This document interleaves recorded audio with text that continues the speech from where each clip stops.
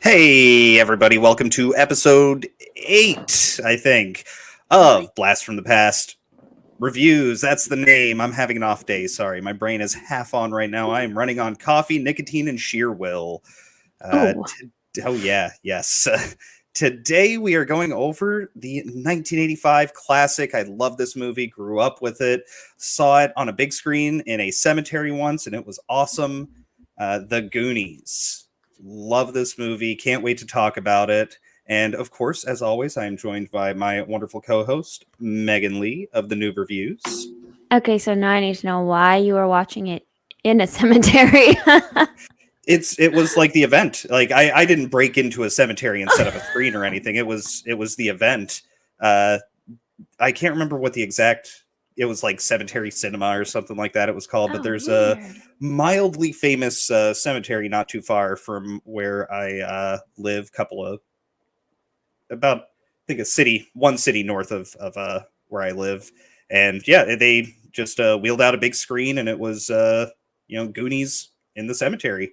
And it was on the side of a hill and people laid out, picnic blankets and stuff. And yeah, it's at least a part where there weren't any graves immediately nearby, but you could see them. Like there's graves right there. And yeah, they wheeled out this big 20-foot screen and a projector and played Goonies in the cemetery. It was awesome. Wow. Yeah, and somebody brought a bunch of Baby Ruth to pass around, and yeah. Nice. And I had a flask on me, so I was taking the occasional shot while watching the movie, passing it to my buddy. Wow. Yeah, I don't think I saw this movie until after college. Oh, yeah. Yeah. It's a good one though. It is a great movie. It's good for kids, it's good for adults. You didn't have to see it as a kid and have that appreciation for it. You could be an adult and see it and still know that it's a great movie. Yes. Yeah, so you saw this after college. What was your takeaway for it? Because I know as a kid it was just this is a really fun movie and I enjoy it, but I didn't see the deeper layers to it. I don't know if I saw any deep layers the first time through. Honestly, I just really enjoyed it, and I kind of remember thinking, man, I wish I could have seen this as a kid because this is so fun. Yeah, this was a buddy of mine refers to this as the artificial babysitter, because when he was a kid, that they would plop him down in front of the TV, pop on Goonies, and they knew they could go do something for an hour or two. Nice. And he'd be, yes, duck dangerously. It's their time up there, but down here is our time. Yes. Well, I guess we should say hi to people. Got, of course, me. Hey, you guys.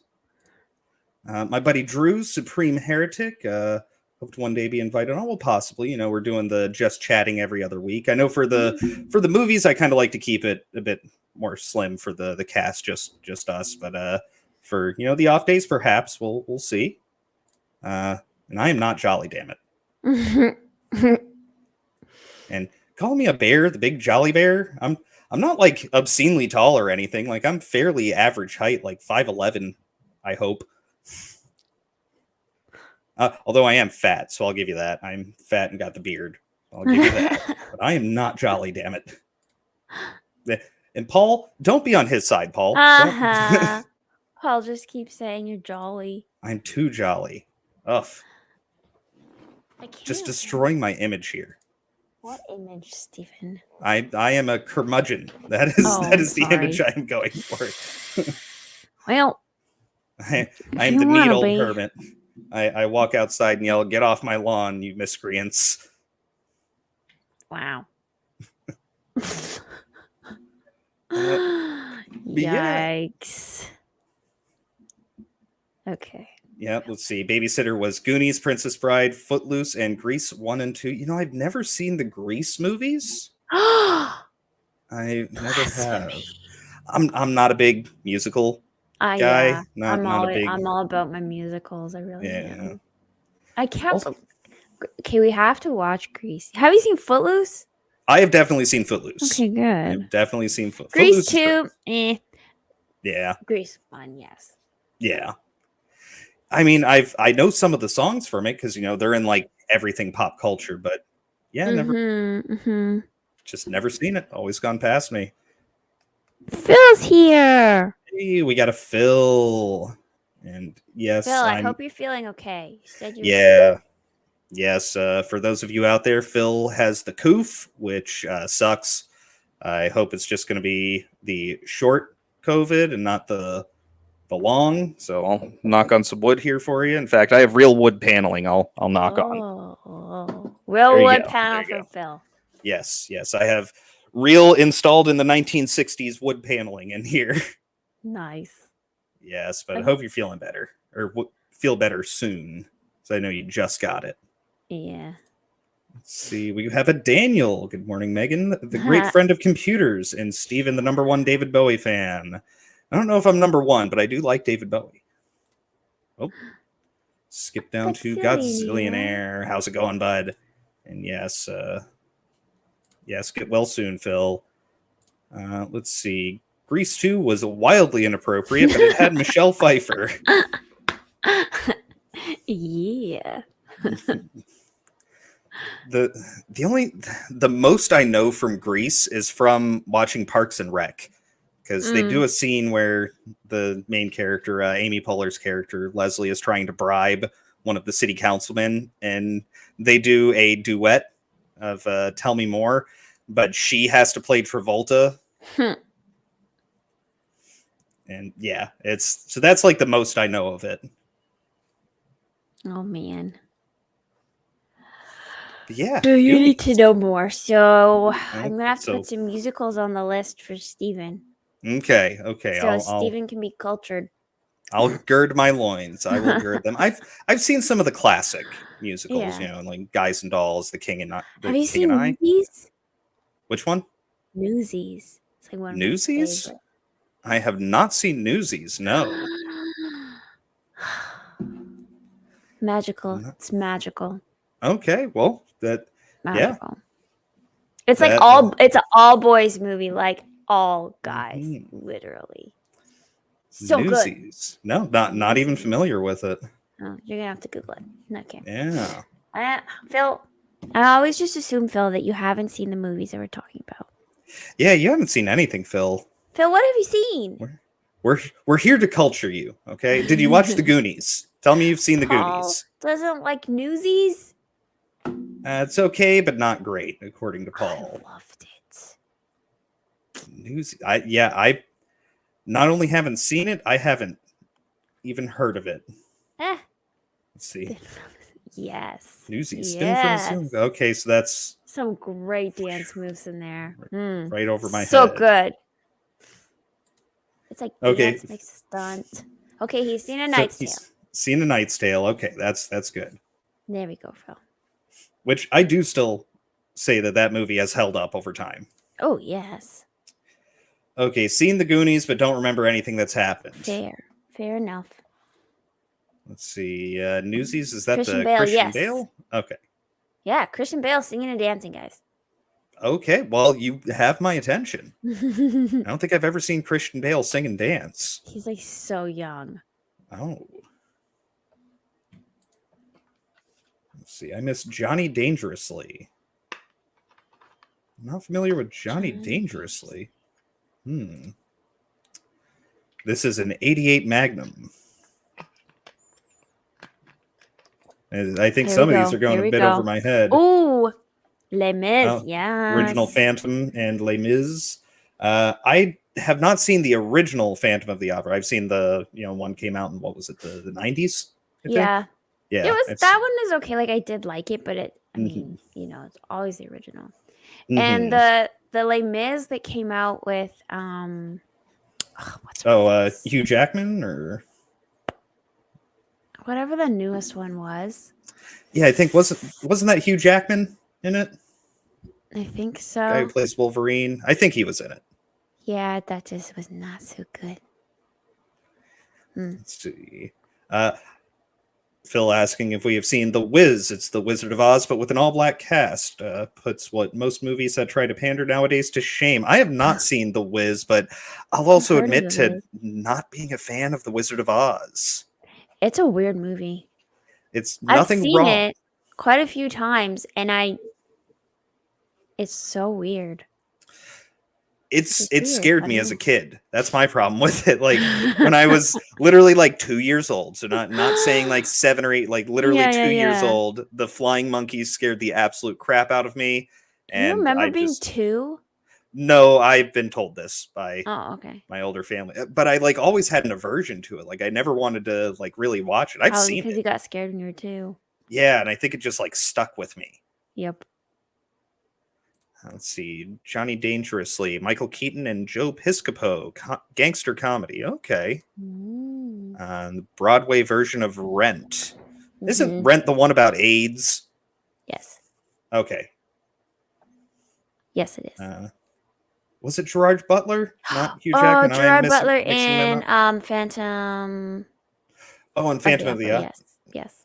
Okay.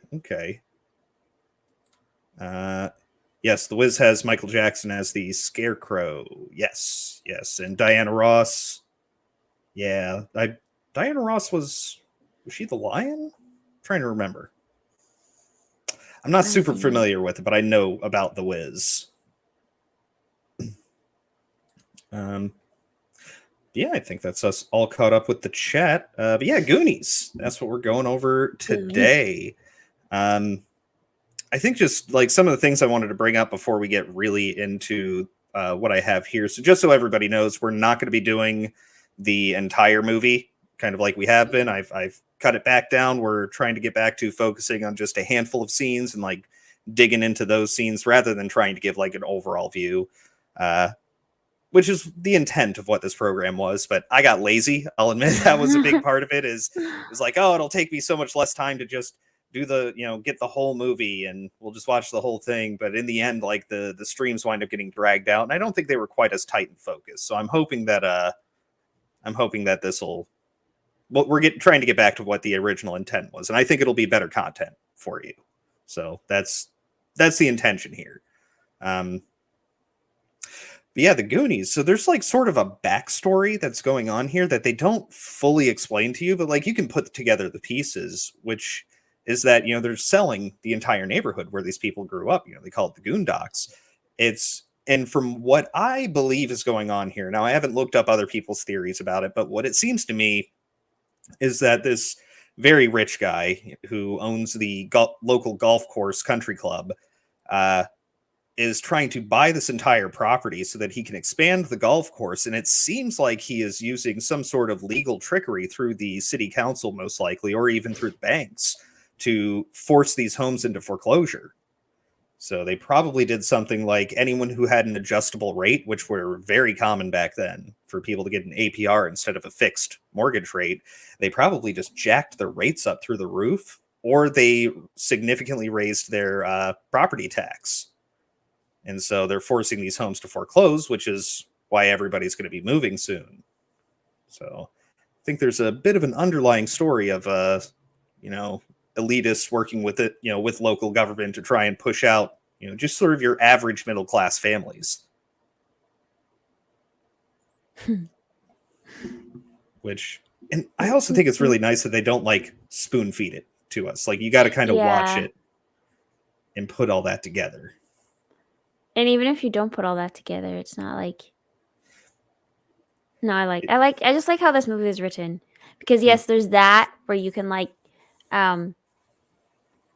read between the lines and figure out the backstory and all this stuff, which is why it's adults can. Wow, my words are so bad today. I had 4 hours of sleep last night. I'm okay. Yeah. Adults, they can connect to it. Okay, whatever. Yeah, connect. There's something for every age group. That's what I'm trying to say. Yeah. Let's put that out there. Yeah, we're good. Never sleep 4 hours and then work with children. It doesn't work out well. And I had that the other night. I probably only got like 4 hours of sleep, even though I laid down for like a solid 6, which 6 for me is like an hour more than I normally get. I need 8 to 10. Okay, Ooh, 8 to 10. Man, I kept getting woken up. Like I know I was mid REM sleep. Like I was having a dream. I don't really remember the dreams, but I know that I was dreaming at the time and like got ripped out of it like 4 times in a row. And by the last time, I was grumpy, and it like my wife woke me up, and it was not her fault that she woke me up. She needed to wake me up because we had a guy who was coming to work on change out a valve in our bathroom. Something I probably could have figured out, but I'd rather just pay somebody who knows what he's doing to do it right the first time. So like she had to wake me up, but before that, like 3 times in the night, our cats were just being a-holes and woke me up. And every time it's like when you get ripped out of REM sleep, it's the worst. Like, because you're still in that weird loopy phase to where like not everything looks right. And like the whole world is still kind of like shifting a little bit from dream world to reality. I hate it. See, I'm there with you, Duck Dangerously. 4 to 6 hours. 6 hours is like top for me, but I just kept getting woken up. Like I was laying down for 6. I maybe got 3 to 4. I also don't sleep great. And we did have a couple others. So Diana Ross was Dorothy. That makes sense. In The Wiz. Godzillionaire prefers Cheese Whiz. Disgusting. I'm admonishing you for that. Cheese Whiz is nasty. I don't like it. Is that a reference to something? Or like is he talking about actual Cheese Whiz? I think he's talking about actual Cheese Whiz. I think that's it. I used to love that as a kid, and I would put it on wow. Crackers? What is that vegetable called that's green? And that's a lot of them. That's a whole lot of celery. Yeah. This is gonna be such a oh man. I'm gonna try and keep it together. I'm sorry. Do you need like some crack or something to wake you up? I got a pretty good source. It's the president's son. You know, I can get you the hook up there. Yeah. Sorry. I'll leave the political humor behind now. I couldn't help myself. Yay. Let's see. Another surprisingly good musical is Repo, the genetic opera. Technically not a musical. It is actually an opera. And it's one of the few things I know about like theater and stuff is the difference between a musical and an opera. An opera, you sing the entire time. The story is told through the song specifically, whereas a musical usually uses the songs as a transition or for the event itself, but there's talking between. Wow. But I'm splitting at hairs there. Yes, I have seen Repo. I haven't. You haven't? Oh yeah. No. It's got I cannot remember the guy's name. The guy who played Giles in Buffy is in it. I haven't seen Buffy, but okay. Oh wow, okay, yeah. That's something from that's my adolescent years. Was a lot of me watching Buffy, and totally not because there's a bunch of scantily clad women on there. Yeah, Phil saying I heard that Steven was on the Goonies team, but he is just the forgotten member. Heck, I wasn't even alive. I was -5 years old when this movie came out. Let's see. College is screwing me up as a night owl and early bird. Thankfully, I have till Wednesday to catch up on some sleep. Yeah. Hopefully they give you a bit of a break for having the coof. Words don't come easily. Megan, 2022. Okay, yes, Paris Hilton's best acting performance in Repo. Okay, I'll give you that. I don't know. I think One Night in Paris might trump it. Wow. I have a feeling you don't know about One Night in Paris. No. Don't Google it. Oh. Boy. Oh boy. Don't Google it. Okay, if you do, put it on private mode or on incognito mode. Oh man. Yes, Duck, we went there. I thought today was gonna be so wholesome with our Goonies. Sorry, ruined that. Fridays are my wholesome days. Okay, Steven? I'm just we'll kidding. get back to They don't wholesome. have That's to all be. right. That's all right. We'll get back to wholesome here. Let me in fact I'll pull up the, let's see, where is it? There we go. Oh, no, I still want to be here, guys. Don't get rid of me. There we go.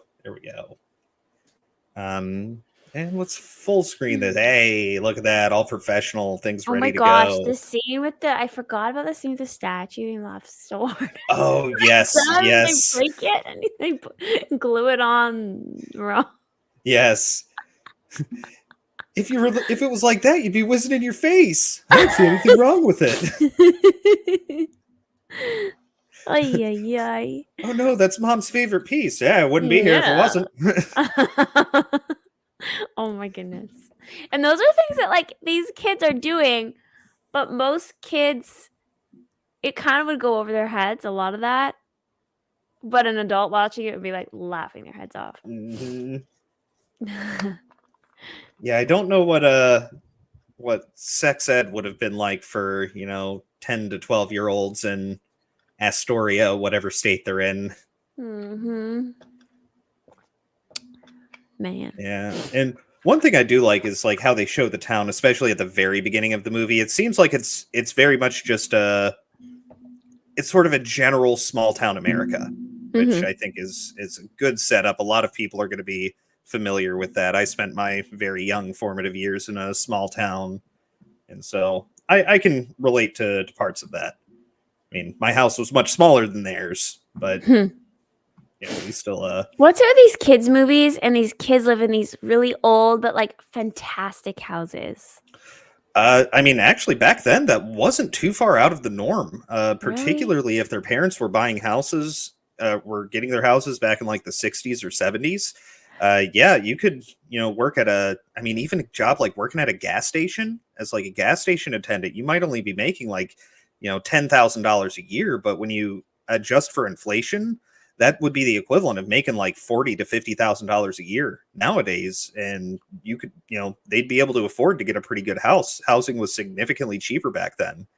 Even though the mortgage rates were much, much higher, the houses themselves were a lot cheaper. Like the house I moved to when I was in middle school after my parents' divorce, and we moved in with my grandmother. I mean, it wasn't like quite this big of a house, but let's see, it was 4 bedrooms, 2.5 baths, an extended living room, which was the size of, let's see, 1, 2, 3 rooms at my house, full kitchen, garage. I mean, it was a nice sized house. And I mean, granted, my grandfather was doing pretty well back in the 80s when he bought it, but yeah, it was actually much easier to get a hold of a nice house back in 60s, 70s, especially even in the 80s. Dang.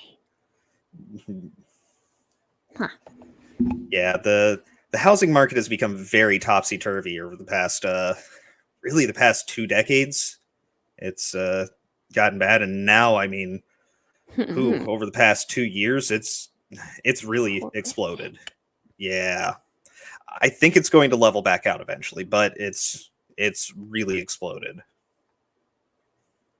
To where like I was considering selling my house at one point in time. It's like, oh, you're saying I could make how much if I sold? But where would I go? Yeah. Yeah, see, Duck Dangerously, his grandparents bought 20 acres and a house for $5,000 in the 60s. Holy crap. Yeah. It's like my dream, but it's like right. Millions now. Yeah. Man, 20 acres and a house. That's a nice chunk of property too. Yes. Yeah.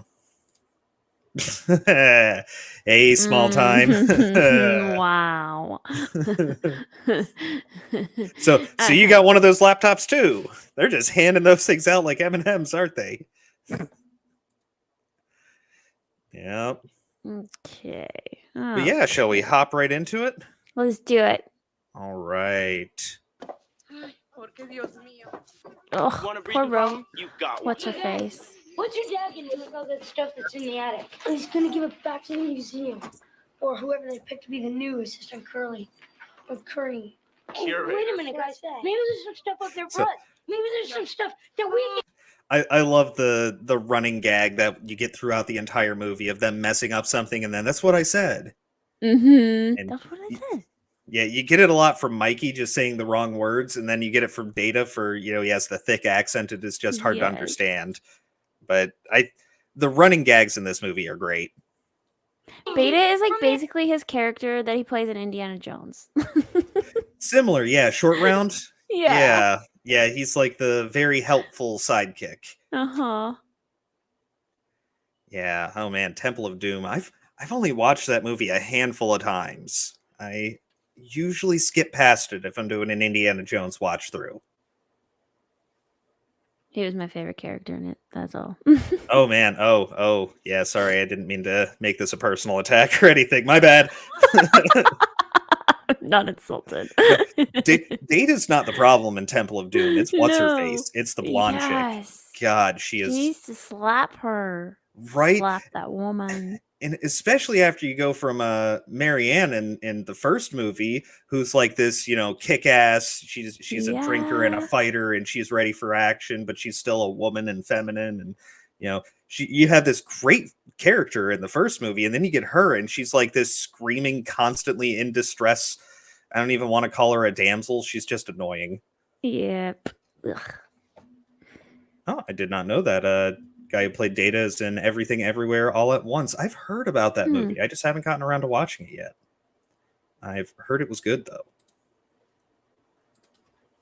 Maybe there's some rich stuff. Rich stuff is such like that's a 12-year-old term. Yeah. Rich stuff. Let's get it.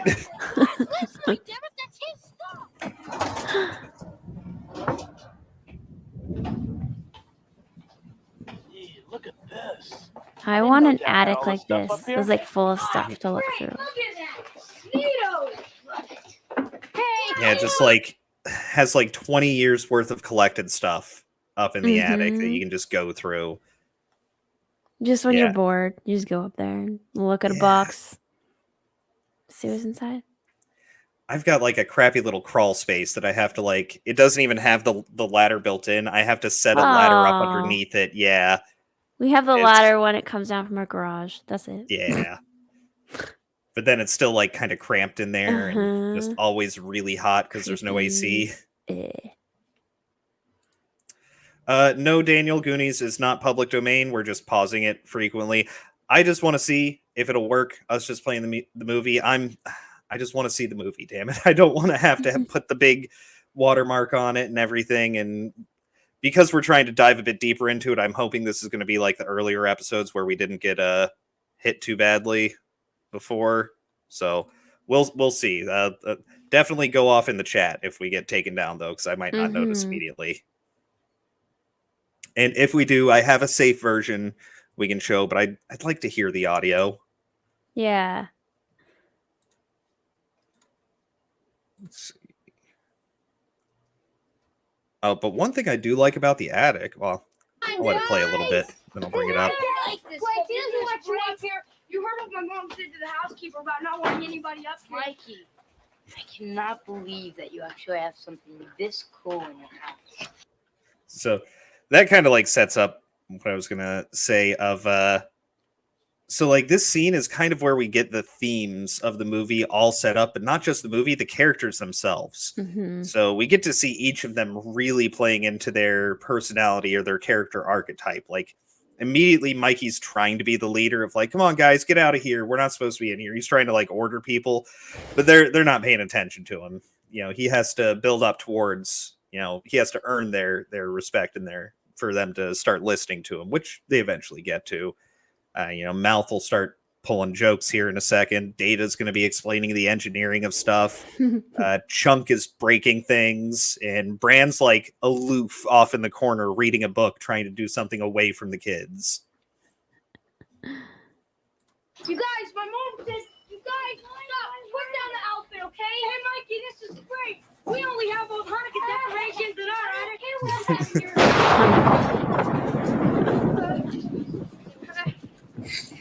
Okay, guys, you saw it. Now let's get out of here, okay? Wait, I just noticed something. Hang on. Can I go What? back just a little bit? Just a little bit. This is great. We So only the have those Hanukkah Gold Hanukkah decorations is just a great quote here. See, just when Data moves out of the way, Okay, guys. Bran has a gun. That's like a Oh, flintlock pistol that that's he's playing with funny. there. Did not notice. Yeah. Where they get a flintlock pistol, man? Well, their dad is a curator at the That's museum. right. Yes, so that's true. These are But, a lot like- of these things. What's in the museum involved? That was always my question. What is in the museum if all this cool stuff is up here? Right? What was so much cooler that it actually ended up in the museum? Well, I imagine they're also probably like rotating through stuff, so maybe Mm. some of it'll go back to the museum eventually. Or they got, I guess, newer things to show in a museum? Or maybe older things. I guess you want older for a Older, museum. better. Yeah. Yeah, whatever gets them to bring money and pay to come in. You saw it. Now let's get out of here, okay? Mikey, I got you right where I want you. Come on, guys. It's dusty in here. My hay fever's acting up, and you always break something. What? Come here, make me feel like a woman. Come on, give me a nice wet licorice kiss. Ugh. Now get out from behind there. You're ruining the painting. You're ruining my joke. It's already That is also so Mouth. That is perfectly setting up his character. If you're ruining the painting, you ruined my joke. Like, the joke is clearly more important than the painting.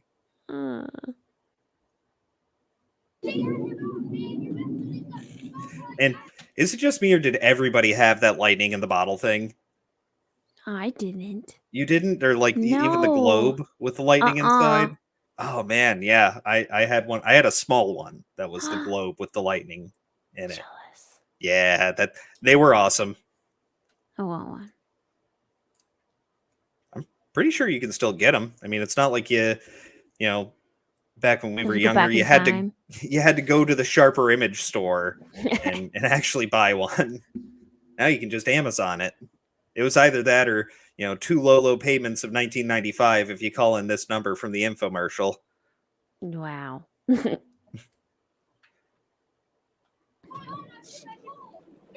And actually, this spot right here is a little bit setting up later on. They get the copper bones, that copper skull-shaped key. And I think that's what him... Yes. Yeah, I think this page that they're showing right here is kind of setting that up. Hey, Mikey, what? What is all this neat stuff? The museum did some kind of... Where'd you get that? Right there. They did a show. It was a retropackle. And it was about... That's what I said. You always contradict me. I was right. I knew it. It was about the history of Astoria. And these are the rejects. Kind of like us, Mike. The Goonies. Yeah, I'm not a reject. Mouth is definitely a reject. Yeah, this is also just setting up some of the... I mean, we got it a little bit earlier, but we didn't show of the scene with the table, like you were saying with the statue before. Mm-hmm. But this is just some of the great dialogue and the great, chemistry and charisma between these characters. And they're all just like kids, and they do such a great job. They do. And it's so tough to get good child actors. Mm. But they really knocked it out of the park with this one. Take that stuff off. You can get me in trouble. Oh. You know how this works? Me. What? Laser beams. What? Yeah. And then that's, Data sort of leading into his character of the, he's mechanically inclined, he builds all of these small inventions and everything. So he's going to corner Bran and tell him about how the lightning thing works. Which, Poor Brand. yes, poor Bran. Mouth, when you drop something, put it back up. Sis.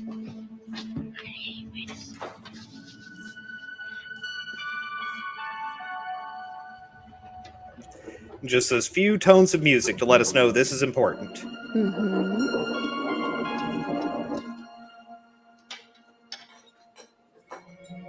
Chunk! I will touch it. I know you didn't touch it. Get over here. Don't touch it. Hold this. Why me, Mom? What? Why are you asking me? Take this up. There's a I real love big the countdown ball, here. You know, and it's got this big thing.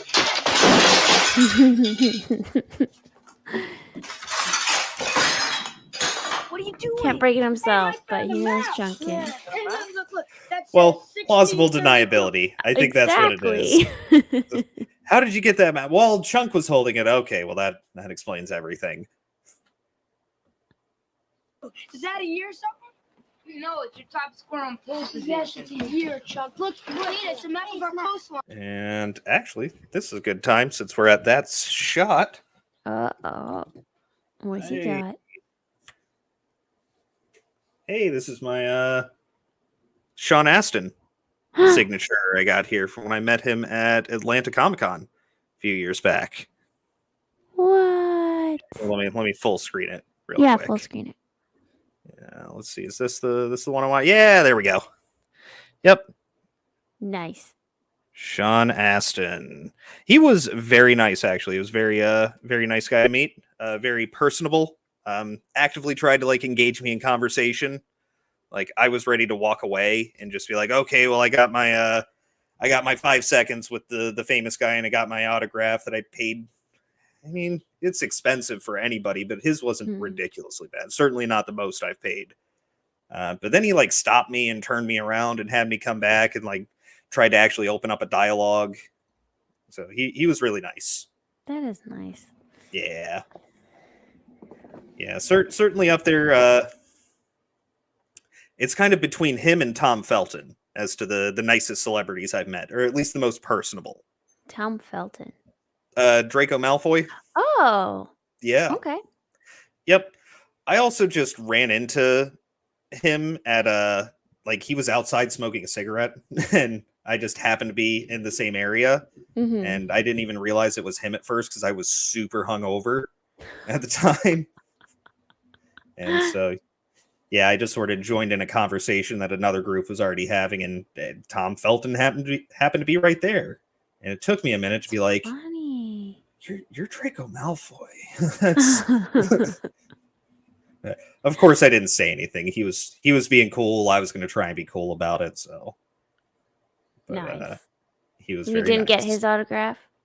No, I did not. That was it's because he was actually like inside doing autographs. He just happened to be. This is like, yeah. Yeah, this was his off time. Yeah. So, also I had like right before that been brutally shut down by name flew right out of my head. The guy who played Doc Brown in Back to the Future, Christopher Lloyd. Yeah, I tried to just like give a quick wave and say hi to Christopher Lloyd, and he had like a bodyguard who like stepped up and held his hand up and was like, "You don't approach Mr. Lloyd." I'm like, wow. Okay there, guy. Okay. Oh my goodness.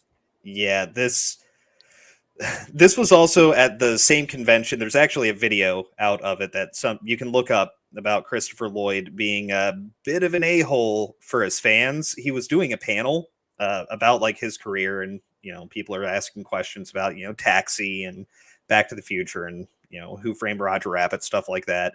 And one of his fans, just to be a troll, asked, "Hey, what the hell's a gigawatt?"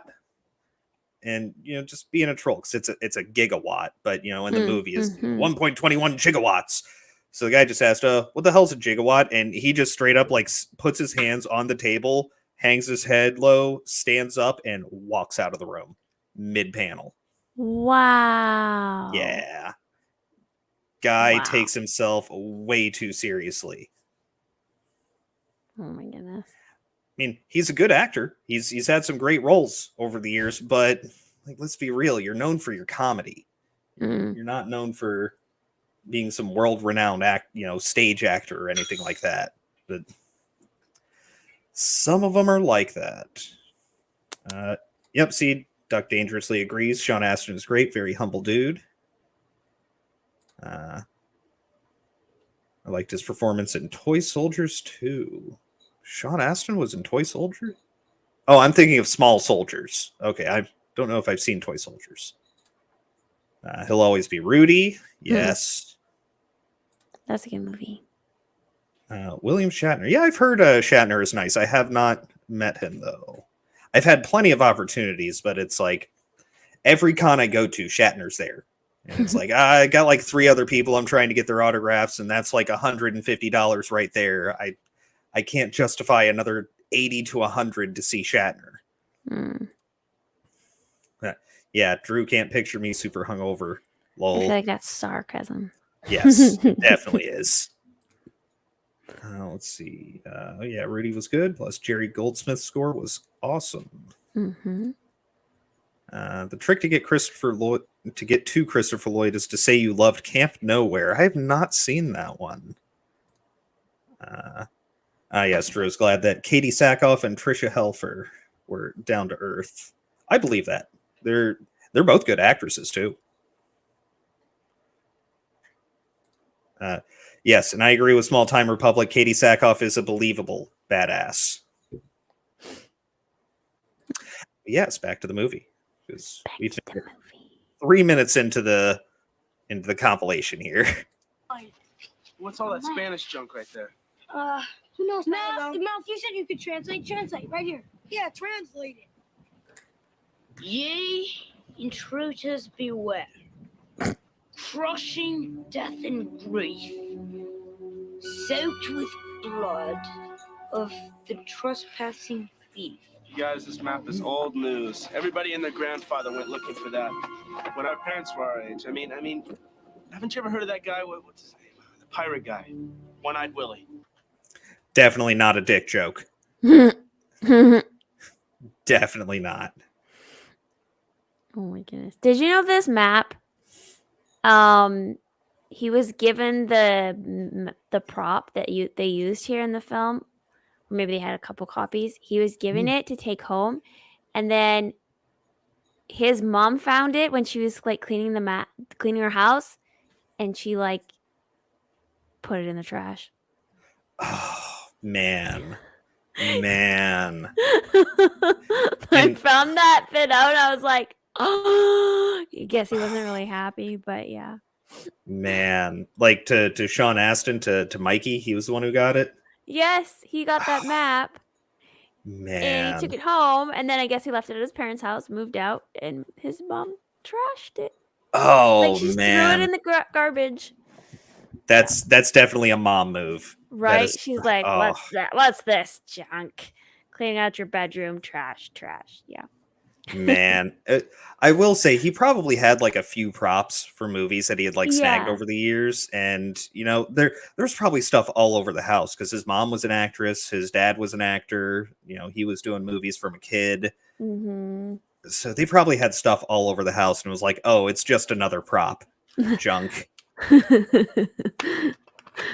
Yeah. Like, I guess how are you supposed to know which ones you should hang on to because they might be worth something because the movie did well? Right? That would have been one of them. Let's see. That map would have been one. Yes.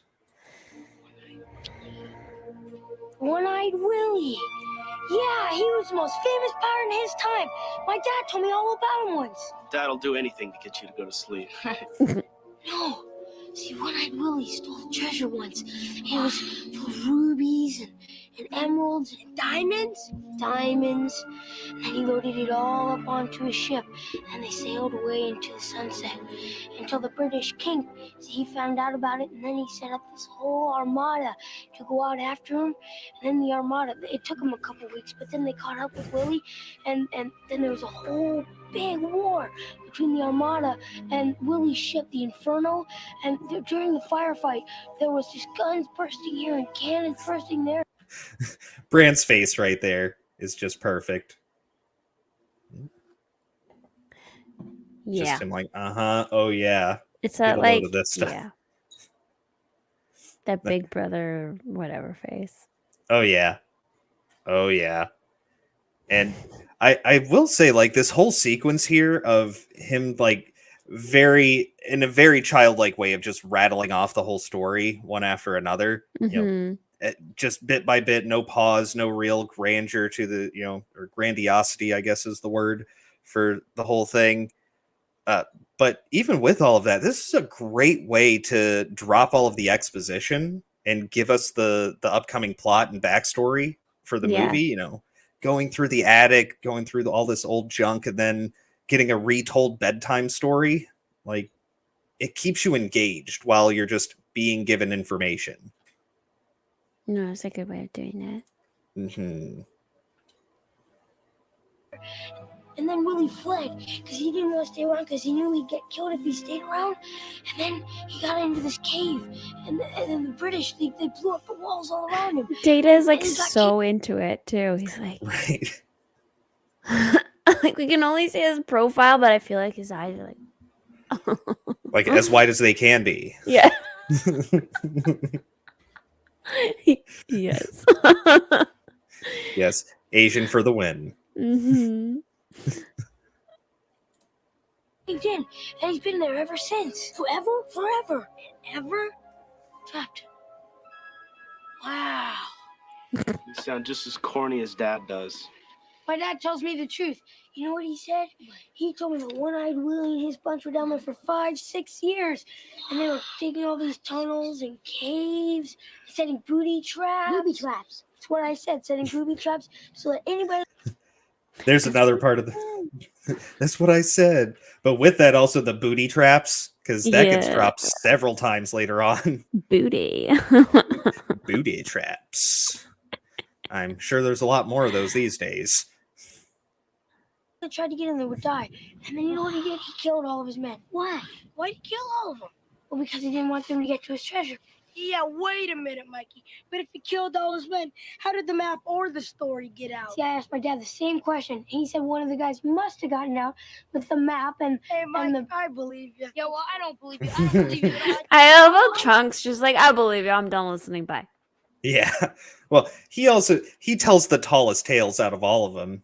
Especially later on, which I don't think is in this compilations of scenes I have here, but when he calls up the police and they're just like, Lawrence, is that you again? Mm-hmm. Because they know him. Oh yeah. Or is he this has like a reputation? And actually they did set it up earlier because he's talking about the police chase and they're like, oh yeah, like the time that Michael Jackson used your bathroom. It's like, all right, Michael Jackson never used my bathroom, but his sister did. Oh my goodness. Let's see. Corey Feldman was also Donatello in the first and third live-action TMNT movies. Ah, very cool. Ask Ryan Kinnell about his booty trap story. Oh, okay. Oh. Well, we'll be seeing him in about a month, so if I'm not too drunk, I'll remember. Oh, yes, the pants that Chunk had, the plaid. Oh my gosh. And then he's wearing a floral, like, Hawaiian shirt with it. Oh, streams down. Seriously? Yeah. No! Let's see. They didn't take it down all the way. All right, I'm going to... Let me pull up the alternate. The safe version? Yeah. Let's see if they'll let us use this. Let's see. We're 5 minutes and 34 seconds in. Let me get to there.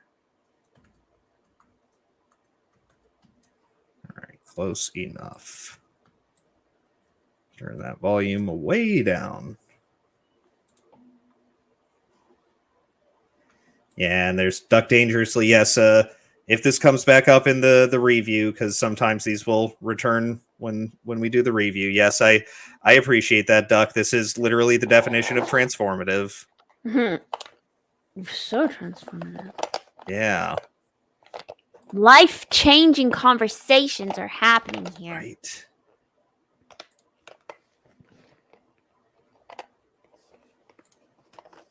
Let's see.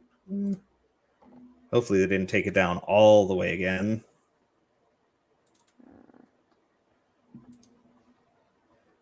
Because that has happened in the past. Okay, we're back. We are back. Hey, everybody. Sorry about that quick break brought to you by YouTube. We're back. They didn't take it all the way down. All right. I wanted to try and show the full image here. Just show the actual movie. Still got that one up. Yes, pulled up. So this is the safe version. Hopefully it works. Got music playing and everything. I think we'll still be able to hear a little bit of the audio, but hopefully not enough. Which this does actually bring up something. I'll wait till the end to bring it up, but just been thinking about doing an alternative for or dual streaming. See if I can't stream on YouTube, but also Rumble. Because, if we go down on YouTube, we can keep going on Rumble. Mm-hmm. And if we were, the Rumble one's not going to get taken down. Like, they're going to have to go through the courts and actually, go after our show that way. So, and I doubt that they will. Like Duck said here, literally the definition of transformative, which is what we go for. That's the point. Don't want to just show the movie. I want to talk about it. Exactly. But yeah, let me just take that all the way down. All right. Yes. Safe version now. Let's see where it goes. We tried. Sorry about that. Yes. Thank you, Phil. Welcome back to the new reviews and her sidekick. Wow. I told you, Phil, I am Alfred to Megan's Batman. I need an Alfred, so I'll go for it. Hey, yeah, there you go. Alfred. All right, let's see how this goes. I probably turn that off. He did it again. Wait, that's the first one he did. Wait, what? Yeah, I think the other one was mouth. Oh, yeah. Copper pots. Yes. Which I think that'll be the next scene we're going to see is the Chester Copperpot scene. Mm-hmm. Yes, Drew. Yeah, Drew had a Sasquatch stream taken down. Like, he was literally talking about Sasquatch. What? Yeah. Wow. Ridiculous. It really is.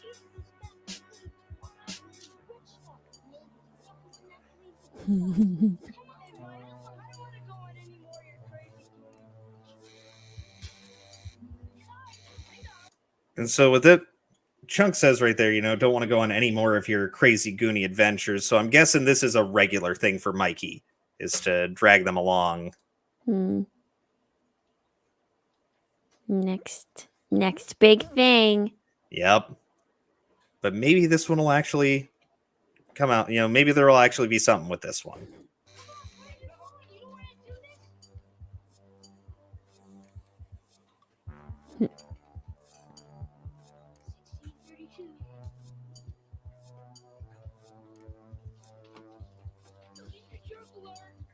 Oh, here they are. Oh, yeah. And they just look like stooges, dude. They look like, I don't want to say goons, but they look like squares. That would be the proper terminology for the time. Yeah. Yeah. Definitely have that, banker look. That banker or, yeah. They're very important. And their hats and jackets. Yes. Yes, the beige jacket. Let's see. An adult male wearing a bucket hat with a suit. Yeah. I don't know why that was funny.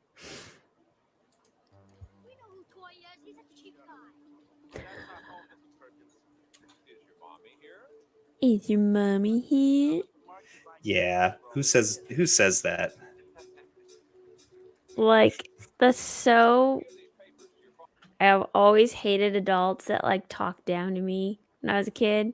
And you always knew, and you were just in your head, you're like, you're dumb. Yeah. Just yeah. It's like, I'm not 5, guy. All right. Like, But even when you're 5 and someone talks down to you, you're like, really? yeah. Yeah. Like, how's it going there, little buddy? Like, he's not a toddler. You can, Right. you He's just, not 2. you can He's just 5. talk to him. Yeah. Oh, man.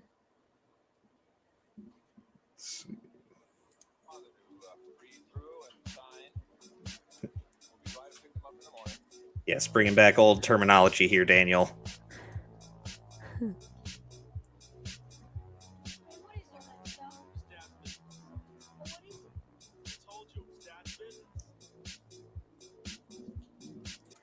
I wonder if that's like still a thing for kids these days, because like I know when I was a kid, and I'm sure it was similar for you, like there was adult things going on, and they would just tell you like, this is my business, and you knew that's the end of the story. Yes. Yeah. And like you would pick up on that you overheard, but like all the time they would just like go play in the center of the room, go in the backyard, like whatever, and then it was like adult talk. Mm-hmm. Yeah, all the time. Yep. Or you had to do the earmuffs. Like, all right, adults are talking, earmuffs. I want to hear you humming something. We never did that. We just got sent away. Leave now. Oh man. All right, hey, thanks, Duck. See. Aww. All right, I got my own simp now. Steven doesn't need a simp. You all need to simp for Steve. You know what? I'll take it. Nothing. You know, simping ain't easy. I appreciate it, Duck. And yes, bring back the 80s. I agree, especially with movies and music.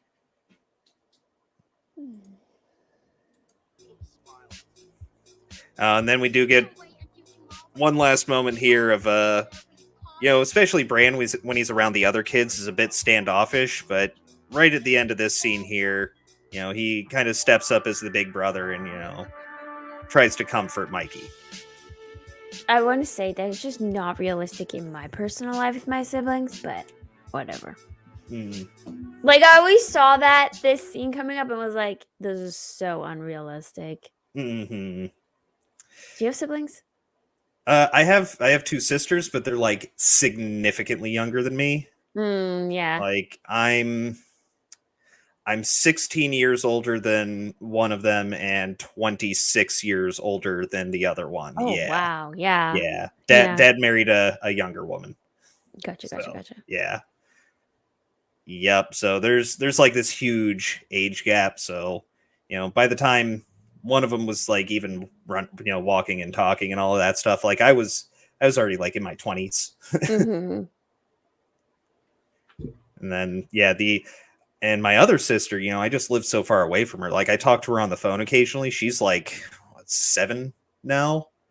There's just like this huge gap, like physical, like 800-mile gap between us. Like I haven't seen her since she was an infant, like swaddled and holding her. So yeah, I didn't really get that. I had older cousins that were around, and it was actually kind of like the Mikey Brand situation, but we also didn't live with each other. So that makes sense. Yeah, no, my brothers were not like this with each other or my sister and I. Mm-hmm. So it's like, really? I guess some siblings have that, but why didn't anybody get thrown into a wall? He should be throwing people into walls. Why didn't they pull his hair? I don't know. I don't understand. Hey, Philly Jones.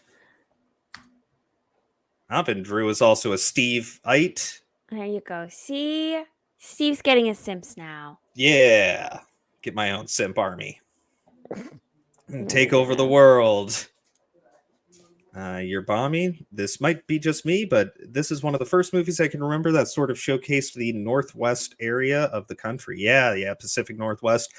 I don't know if that was specifically what they were going for, but I definitely get Pacific Northwest vibes from watching it, even though I'd never been to the Pacific Northwest. And I even thought, like, they make it seem a bit Pacific Northwesty, while at the same time giving you a bit of like Northeast, because up in the attic, there's a sign there that it says Cape C, and I'm not sure if that's for Cape Cod, which is very much the east. Yeah, I don't know. I don't know all my places at all in the States. Oh, Drew's talking some wrestling stuff here. Yeah, I don't know wrestling, Drew. I'm sorry. I don't know either. Yeah, Pacific Northwest is very much just perpetually small town America or woods. That's Okay. kind of what they go for up there, which I must say is probably pretty sweet. It looks like it it's rains a lot. Yes, it rains a whole lot, gets fairly cold. I mean, not too far from Canada, really. A lot of Oh, okay. yeah, It's all making sense. It's kind of like Oregon and north. So like Oregon, Washington, Montana. Okay, that's really close to where I grew up. Okay. Yeah. I imagine Idaho is probably also considered Pacific Northwest. I mean, it shares a huge chunk of border with Oregon, so I imagine all of that is considered. Okay, because I grew up in like British Columbia, which like borders like Montana, Mhm. Idaho. Yeah. Yeah. So. Yeah, you probably know as much about America as the average American knows about Canada, I'm assuming. Yeah. Pretty much. And I mean, you guys don't even have that many states for people to keep up with. We got like 50 of them. It's reasonable to not know all of them. Provinces. Steve. Provinces, yes, sorry, province. Territories. See, just proving it right there. But yes, you're correct. No. Yeah, you got what, 6 of them? Ha ha ha. Okay, there's more Yeah, but like barely. How many provinces are in Canada? I need to count on my hand. Oh, I don't even know off the top of my head. They Oh, just made a new one. You can't just make a new one. That's not how that none works. of it was made in like the 90s. They just have decided to put that one up in there. Anyway. You can't just make a new one. Dude, they did. I swear it. And they called it None of It. None of it. Okay, sorry. None of it? I'm having none of that. None of that. Yeah, that was the joke. Yeah, super bad old. joke. Yeah. Do you really count Manitoba? I mean, I have actually never been. You never go to Manitoba unless you live there. Or you have family there. Otherwise, no, you don't. It's true. Yeah, I know there's what Newfoundland. Mosquitoes. Newfoundland. Yeah, I know that one. It's Ontario is the capital. Ottawa is the province that Ontario is the province, and Ottawa is the capital. Okay, I got those flipped. There you go. Yeah, Canada's a silly place anyway. I'm sorry. No, kid. I was saying Canada's a silly place anyway, but I kid. Canada might become nice again one day, but you could say the same for America. You could say the same for down here. Yeah. Let's see. Okay, about 10. There's about 10 Canadian provinces. That's a very solid number there. I'll give you a pass for more, but let's go for it. Let's see. Duck would probably be all right. All I know about the Newfies is what South Park told me, and it's that they're all buggers. That's all I know about the Newfies. South Park. Yes, I know that Canadians they have the flappy heads and just plain dots for eyes. Mm-hmm. Yeah, they do. They all say a boot. You got a boot. That boot. Does happen. That does happen. I don't know. My grandfather didn't say a boot. No, it happens in the Pacific provinces. That's where they say a boot. Newfoundland, New Brunswick, Nova Scotia. Mm-hmm. That's where. Yeah. Anyways, we are way off topic. We are way off topic. I was just going to add to it. My grandfather didn't say a boot. He was from Red Lake in Canada. But he did talk funny nonetheless. But it was more akin to just your standard like mid-North American accent, like, oh, hey there, yes, how's it going? Yeah. He talked funny, and it was great.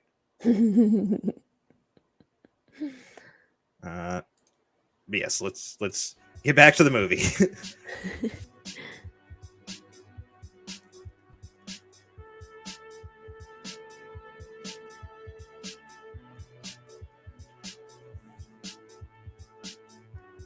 I seriously never hug my siblings like that, except for my sister, maybe. It's just no. Yeah, I don't hug any of my family members like that.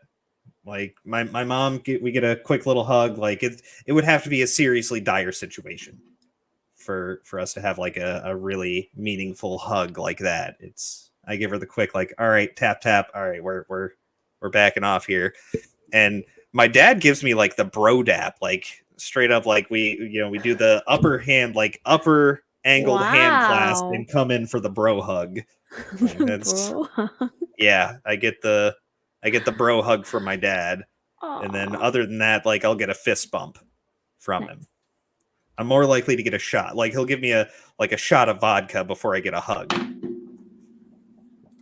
Okay, Heron hugs her family like that. That is wholesome and a good thing. I'm hoping that does not sound sarcastic because it's not meant to be. Like that's a good thing. That is a good thing.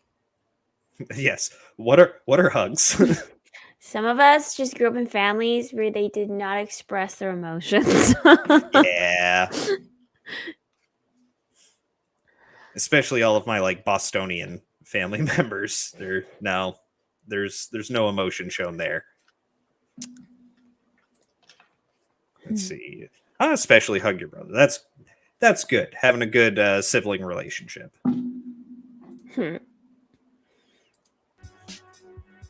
I will say he does bring it back here with the headlock and he drags him. Yeah, that's true. Then they got like more normal sibling interactions happening. Yes. All right, skipped ahead a bit here. Went past. I mean, there's some good scenes we're kind of skipping past here, but just thought about skipping ahead. So I believe this is where they find Chester Copperpot's body. Yes. Yes. Duck also didn't hear "I love you" from my parents until you were in your 20s. Yeah. It's the end of the phone call. Obligatory "I love you." That's what I get. Oh my goodness. Your Barmy liked the dope RV that was in the past scene. Dope RV. Let's see, I can go back real quick. Can you see that RV? Oh, How did you there miss? we go. See it, look nice. Yeah. Yeah, that is nice. If I didn't That have a is piano nice. and so many books, I'd be like, I could just live the RV life. Yeah. Yep. Drew hugged his mom like Aww. that. Yeah, Drew had a very close relationship for his mom, and yes, it's gonna take you a long time, Drew. But you know what? It's a good thing that you can miss her and that you can still think about her. And we're here for you, brother. Let's see. Phil's dad's family are Haitians, very expressive and definitely hug. Yeah, I know a lot of foreigners are more. Yeah, us Europeans, Mm-hmm. the more European lean and the North American we're afraid of our emotions. Yeah, we bottle them up. It's you take those feelings, you shove them down, and then one day you have an aneurysm. That's how we do it. Oh dear goodness! It's an aneurysm or a heart attack, one or the other. One's gonna get you first. Let's see if I can skip back to where we were. I think that's about it. And I've heard people say, like, how did they not notice these giant boulders hanging over their heads right here? Mm-hmm. But honestly, I haven't always noticed them. Like, if it's been a while, like plus you would be sitting, like, you're staring ahead at the path and looking at your feet where you're walking. Do you necessarily think to like look above your head? Yeah. You know what I'm saying? Plus the light, look at that shade on it. It's like the hooded lantern. Yeah. Exactly. Oh, okay. All the dogs are leaving me. Bye, dogs. Oh. My dogs left me. I'm so sad. No, dogs. You're supposed to stay. You were there to warm feet. And no, literally, she was on my feet. I'm so sad now. Whatever.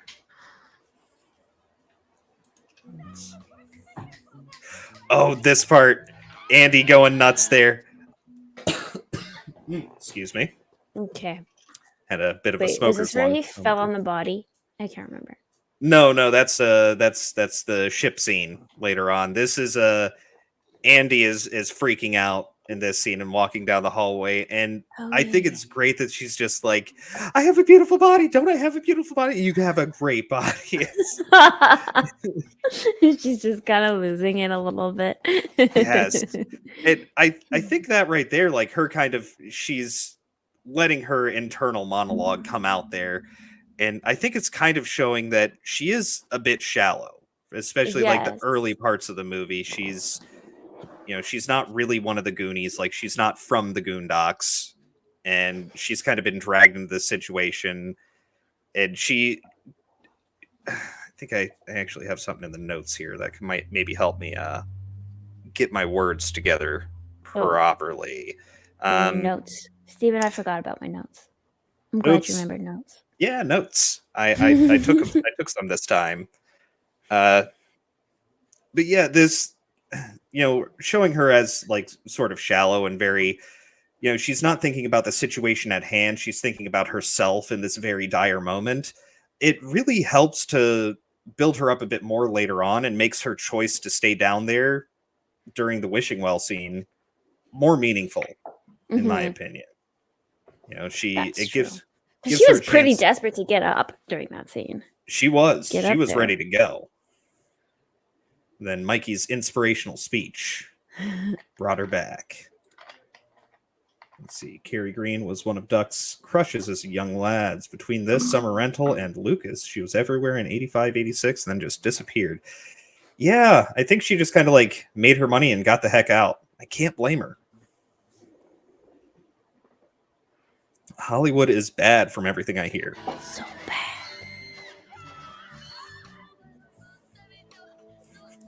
I love that Chuck's scene. confession. Yes. The funny thing is they just sit there and listen the whole time, like Yes. in disbelief. They let him go on for so long. Yeah, it really makes me think, like, especially when you hear the worst thing he's ever done, which I can't remember if is part of this, but the whole, throwing the puke onto the audience at the movie theater and everybody got sick. Chunk deserves every bad thing that happens to him. He has built up that negative karma, and he deserves it. Poor Chunk. Oh man. Let's see, what was this? Oh, Heron bringing up some of her crushes as a kid. Yes, Heath Ledger in A Knight's Tale, and then watching again, I just don't feel it anymore. Yeah. No, totally agree, Heron. Because definitely the first few times I saw that movie, I was like, oh my gosh. And yeah, it's not like he's ugly, you're just like, over it. Yeah. Yeah, I'm trying to think, like, childhood crushes. Yeah, most of them probably wouldn't hold up for me either. Like, even going back and watching it, mentioned Buffy before. Everyone had a crush on Sarah Michelle Gellar back then. Jennifer Connelly, which I still stand by, and she is still looking good to this day. I'll stand by Jennifer Connelly. That was one of my big crushes as a kid. Okay. I see. You really need to see Buffy, I guess. I really need to. I mean, it's like 7 seasons of the show, and there's the movie that precedes it, but you don't really have to see the movie to watch the show, but it is a long show. Yeah, it's like 7 seasons, each episode's, 45 minutes without commercials, and there's like 20 episodes to a season. Oh my gosh. Yeah. I don't know if I have it in me to do that. Yeah, it's a lot. I know. I'm only saying this because I know you have a lot on your plate. It's a good show. I liked Buffy, but you're already into like so many other things. I'd put it on the back burner personally. Okay. I think that just the Joss Whedon, the creator, his stuff was more centric to the time anyway. And I don't know. I think hard it's to relate to nowadays, or like a little bit. Well, Duck, that lets me know that you're probably male, because most men prefer an Angel to Buffy. It was the spin-off show. I also liked Angel. Thought it was good. Jennifer Connelly and Rocketeer. I have not seen Rocketeer. I need to. I hear it's really good. But yeah, sorry, I'll get back on track here. Sorry. I'm ADDing this.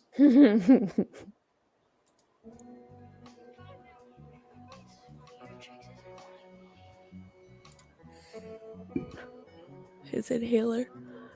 Yes, just Surprised he constantly hadn't using lost it yet. Right?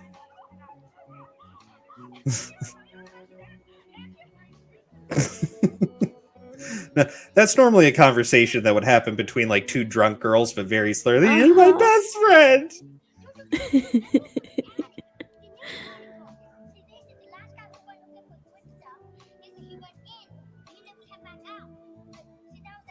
He didn't come back out. And of course, Data's the only one who was paying attention during the attic.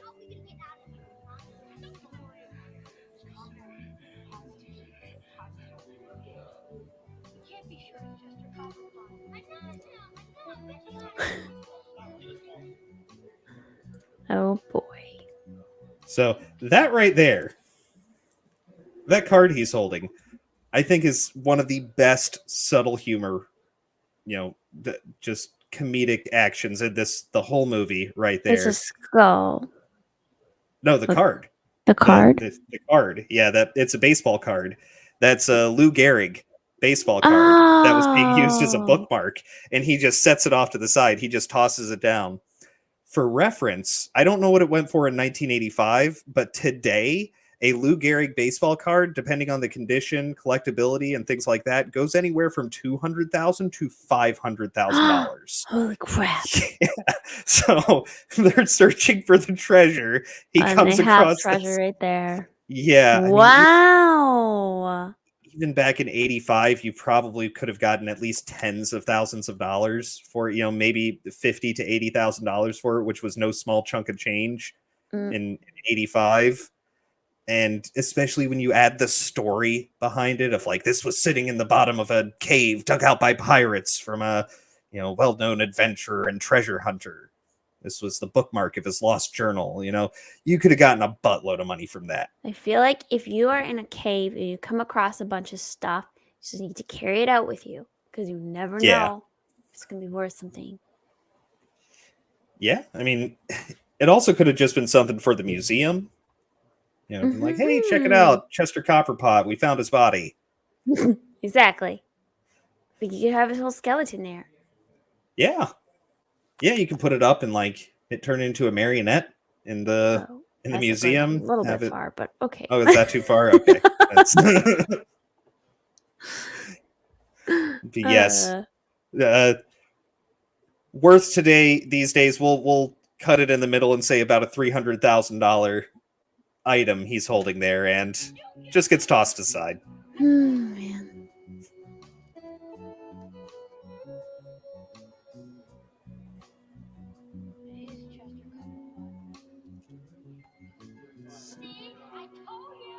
He told you. Oh. Heron's brother watched Swordfish a lot. Yeah, I wonder why.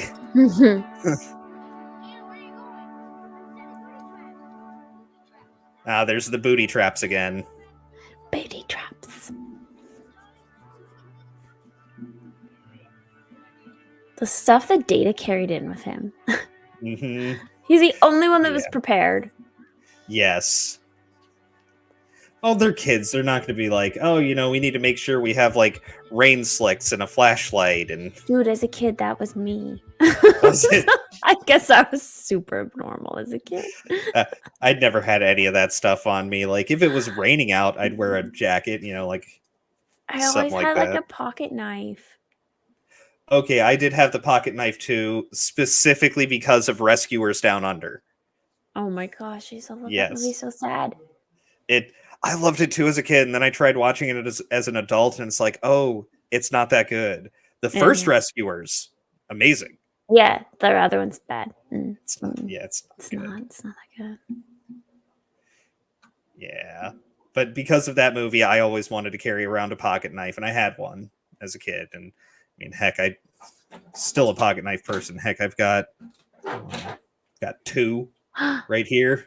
Mine are upstairs. Oh, nice. I had like a Swiss Army one, and then like just this plain little pocket knife. Yeah, I have some friends who got like big into knives, and so they give me like their stuff that they're not like, I didn't really like this one. Here you go. And I'm like, oh, sweet. This is like a $40 pocket knife. Nice. And then this one is a Chinese clone of what is supposed to be a nice pocket knife. So it's I had a slingshot too.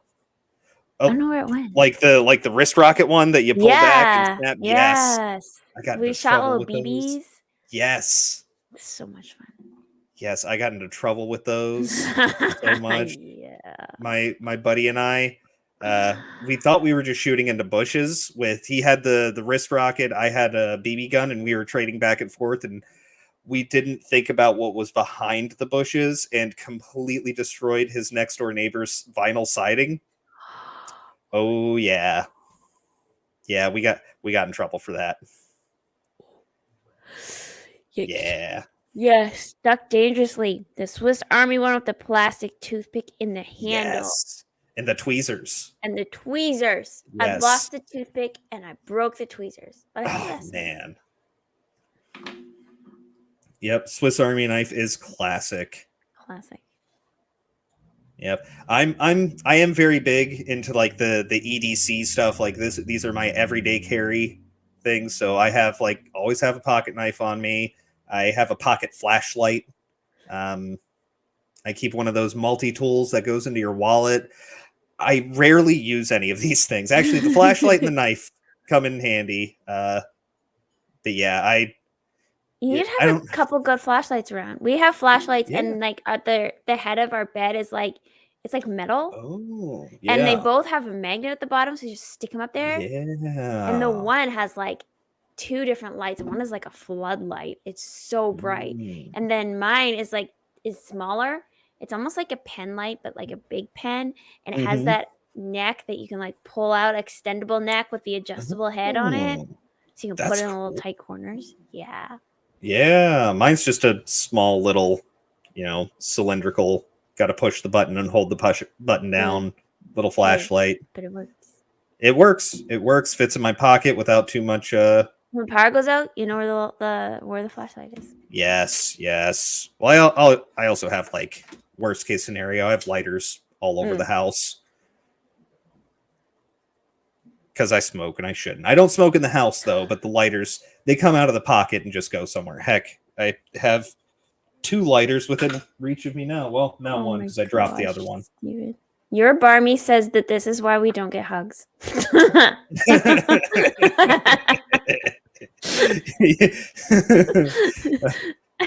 Yeah. I have no response to that. You got me there.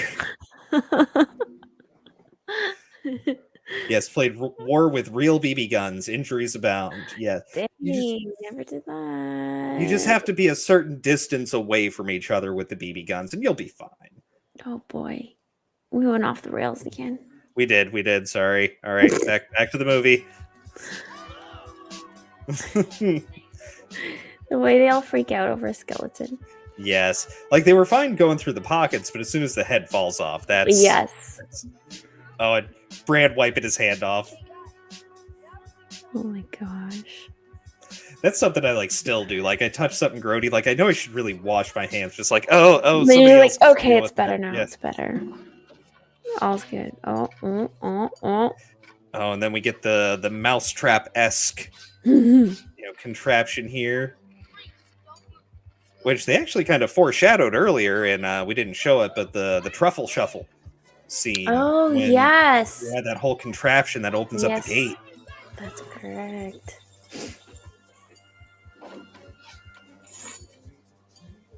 And there it is. Yeah. So, kids. I wonder if they did the falling boulders like this just to differentiate themselves from Indiana Jones and not do the rolling boulder. Right? Because they sort of roll, but not really.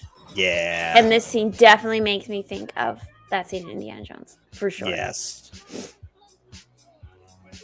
Which, I mean, Steven Spielberg was involved with both. So, there is that. Although he was just the producer. I know he often gets quoted as the director for this movie, but he was not. I think Richard Donner was the director for this. I don't remember. Wow. I want to say it's Richard Donner, but it's always Steven Spielberg presents. Oh, I do also love that line from Steph. From Steph there of yeah, God put that boulder there for a reason. I feel like it should stay. Yep. Oh, These bats. Yes. Aw, thank you, Achilles Jones. Yes, thank you. These bats were just like from a toy store on Yes. on They're on string. fishing line. You can yeah, see the fishing fishing line, line. Yes. But you know, that's part of the charm. It is. And it doesn't bother me at all because it's just they're just so not pretentious in this movie at all. They aren't. They're just gonna wear it all on their sleeve, and it's great. Yeah. Oh, and I think this is Chunk's really bad confession. Oh yes. Hey, this gets a snort. Nice.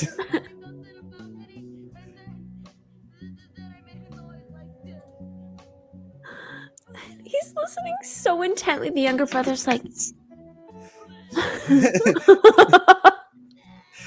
I like this kid. he takes off his glasses and everything. Like they're all Yes. just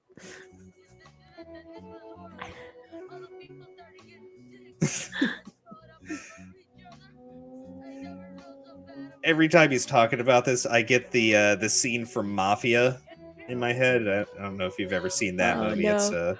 It's a spoof parody film of gangster movies. Okay. And basically they're at a wedding, one person pukes, and then it goes down the line of everybody pukes, and then it eventually gets to the horse that's supposed to be drawing the carriage, and the horse pukes, and yeah. Ew. That's what his description makes me think of. Trump gives the criminal Stockholm syndrome. Isn't that what I said at the beginning? Chunk is the kid that if you kidnapped him, you're just for ransom. Like their kidnappers are gonna bring him back. Yeah. They're gonna have to try and identify with him and make a friendship with him to survive. See the Donner cut. What? I'm not sure. Oh, Daniel is asking, speaking of Donner, have I seen Superman 2, the Donner cut? I have not. No. I watched the old Superman movies, the Christopher Reeve ones. I watched those like once when I was younger. I want to see one of those, at least one of those. I'd say definitely watch the first one. I hear the first two are pretty good. And I think 3 and especially 4 get a little bit bad from what I understand. But I mean, I wouldn't really know. I haven't seen them. Okay. No. And better than the Donner Party. That was one heck of a party. What? Well, you know, they had to bring their own snacks and everything, so you probably don't know about the Donner Party. That's kind of American lore. The Donner Party was an exploration party back in the 1800s, I believe. They were trying to go to the west for the gold rush, and they got caught in the mountains during winter and were unable to get out, and had to cannibalize each other in order to survive. Oh. Yes. Okay. Yeah, I feel like there's cannibal stories out there. Yep. That's one of the more famous ones here in America. Have you watched the movie of the plane that went down the Andes Mountains or whatever? And they were like some sports team, and the plane went down, and they, yeah, it was a soccer team. I want to say, yeah, I've heard about it. I have not seen it. Resorted to cannibalism.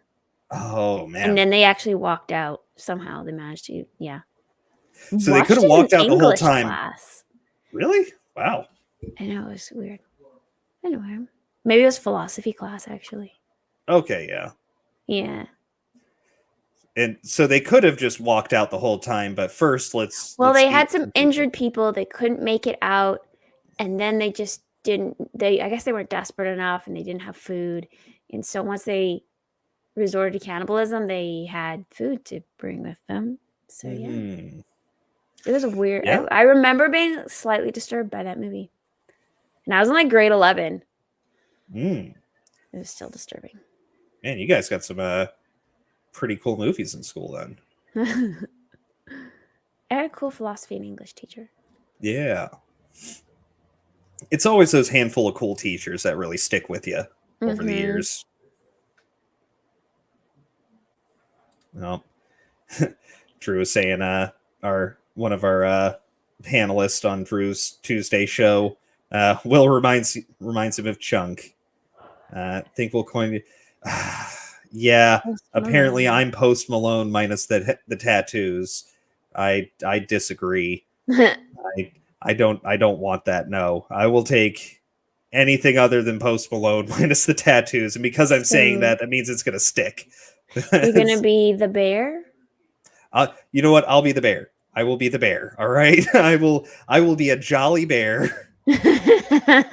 Or being Post Malone.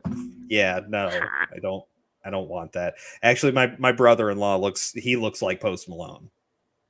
I don't want to like dox him or anything or show his picture, but my brother-in-law definitely looks like Post Malone. Watched Hidalgo in religion class one year. Huh. Okay. Yeah. I have okay. Yeah. See, yeah. I think Drew just did that to trick me into agreeing to be the jolly reverse bear. psychology there. He did. He got me. Will is probably on Aaron Judge watch tonight. I don't know what that is. Probably a baseball thing. I know they're into baseball. I don't. It's a sports ball thing. I don't know. Sports ball. Okay, that's a one-up. Duck dangerously watched Goonies in physics class. Did you have a substitute? And they're like, I don't know, physics. Here, watch a movie. Well, I don't know. They could have been talking about like all the traps and everything and being like, well, this is how the counterweight system works. Okay. Yep, Steve. Finding a way. Yep, building a Rube Goldberg machine. Yeah. There you go. Okay, that's pretty cool. That is kind of cool. Yeah. All right, sorry, we got back off onto a tangent here. Yeah, it's probably a good thing that we do have the shows where we're just talking, because apparently we like to talk. Yes, we would just go off the whole time otherwise. So, I'm actually somewhat curious how they pulled off that.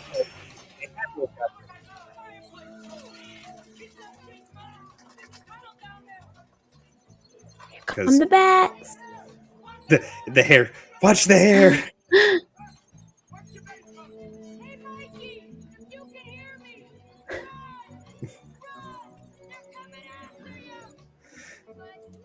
They're way long gone. And they could have kept the hairpiece thing as like a really quick gag, but it runs multiple times throughout the movie. It really does. Yes.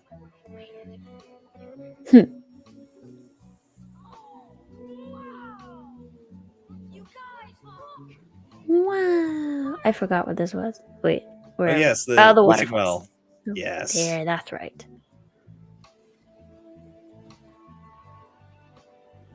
Which I must say, that would have been a kick-ass place to hang out as a kid. That would have been so awesome. This actually somewhat reminds me of...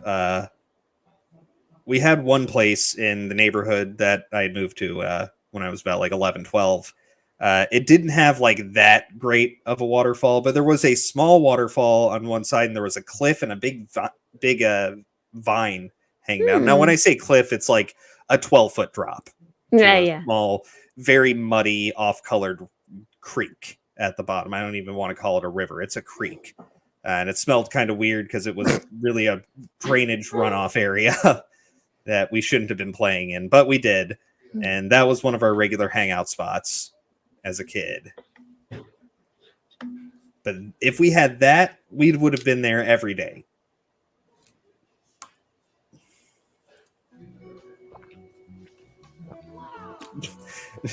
Chuck went on to become Bert Kreischer in Small Time Republic's headcanon. I can see that. I can see that. Actually, the guy who played Chunk went on to become a lawyer. No way. For real? Yep, he's a Hollywood lawyer. Movies, and he's a Hollywood lawyer. So yeah, he still works in the industry, but yeah, he's a Hollywood lawyer. Alrighty. So he does mostly like contracts. Martin Sheen. Martin Sheen. That's President Kennedy, you idiot. He played Kennedy once. Martin Sheen. You know what? I stand with mouth on that one. He played Kennedy once. That counts. Yikes. Yes, I'm going to start a new show discussing cliffs. It will be called Cliff Notes. That is what we call a dad joke. Let's see. We saw Summer School with Mark Harmon, watched Weird Science, Phantasm, The Gate, and Red Dawn. Man. In You got physics some- class? No, Oh, this- in that was- detention?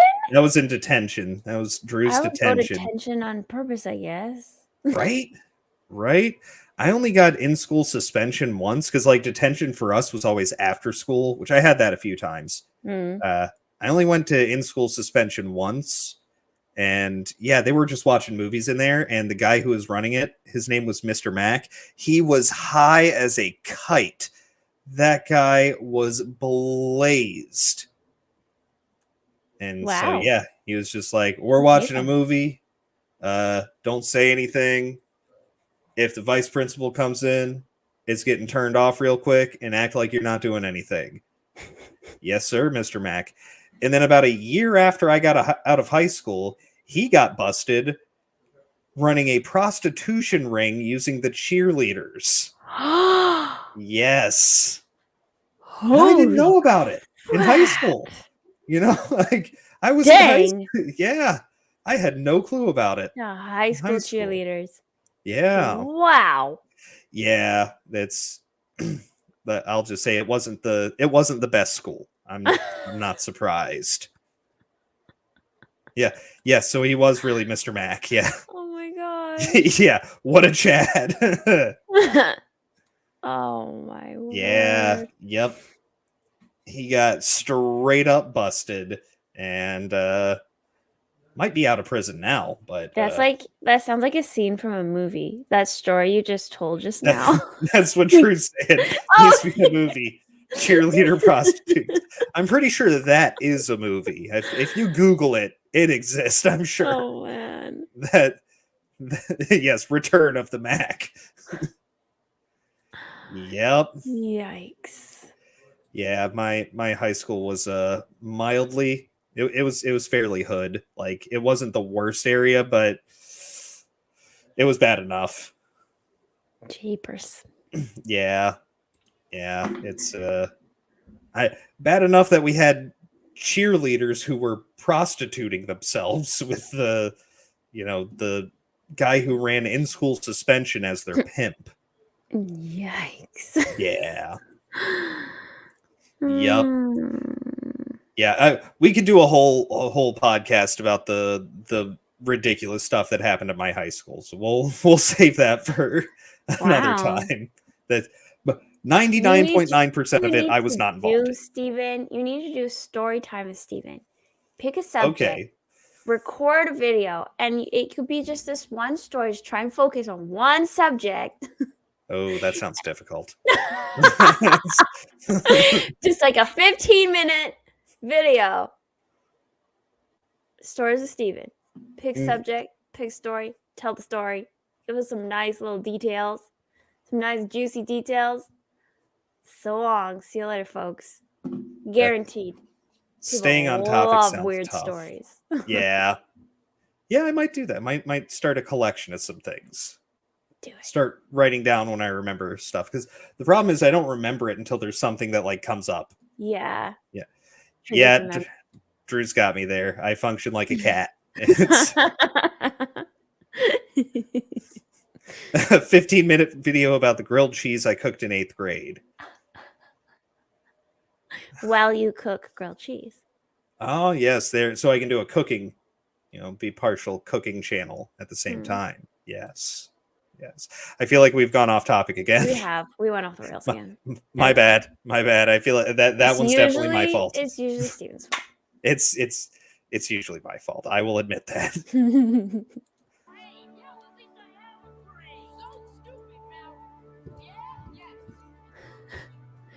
Those two are gonna get married when they grow up. Definitely. The tension is visible between them.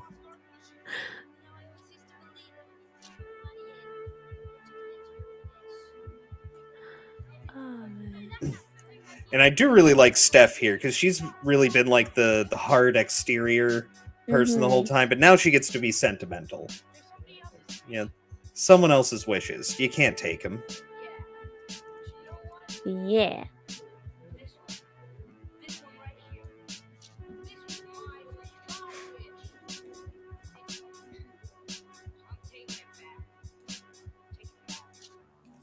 And Mouth the Cynic.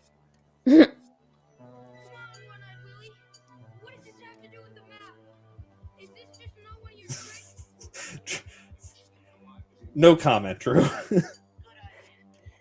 Oh. Okay, apparently it's not uncommon. I believe it. Okay. All right, we're trying to stay on topic here. Okay, this is on topic for Duck. Yes, she does marry Garrett Dillahunt and goes on to do Raising Hope, which is a good show. I enjoyed Raising Hope. Raising Hope. Comedy show. I feel like I've seen it. Yeah, somewhat goofy comedy. It has Martha Plimpton, the girl who plays Steph. Yeah, she's yeah. Okay. I'm good. Yes. I liked Raising Hope. I thought it was sad that they canceled it after. I think they only had like 3 seasons and they got canceled. I thought it deserved more. That was the guy that worked at the grocery store, right?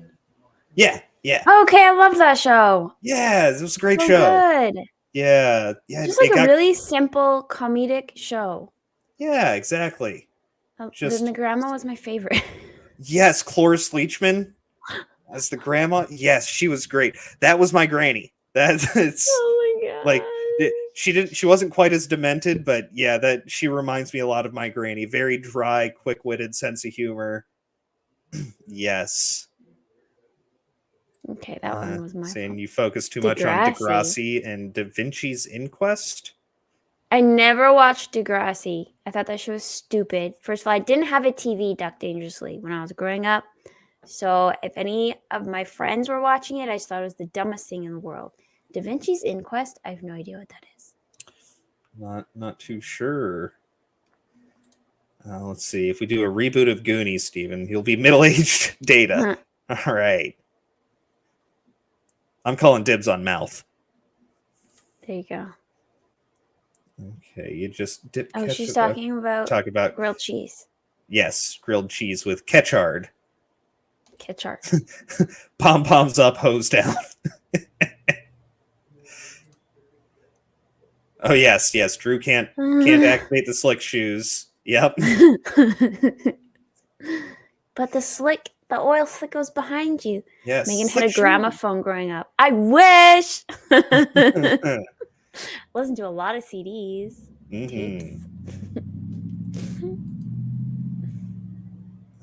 Let's see. Yes, one of the last legit good comedy shows out of the last 10 years. Hasn't quite been 10 years since Parks and Rec ended, so you can throw Parks and Rec in there as well. That was a good one. Another Canadian show about a coroner. Da Vinci's Inquest. Okay. There have been some good Canadian shows that have come out over the years. They sort of pop up out of nowhere. There have been some good ones. It's true. Yeah. I recently very quick. I'll try not to get too off topic here, but one that I watched when I was early teen, maybe like 13, 14. I recently came across again was Forever Night, which is like it's almost a soap opera about a vampire just trying to live a normal life in Canada. Yeah. I've never heard that. Yeah. Forever Night. Murdoch Mysteries Heron? Yes, I know. Yeah, I have heard a lot about Murdoch Mysteries. I hear it's an amazing show. I have not watched it. I have not seen a lot of it, but I love what I have seen.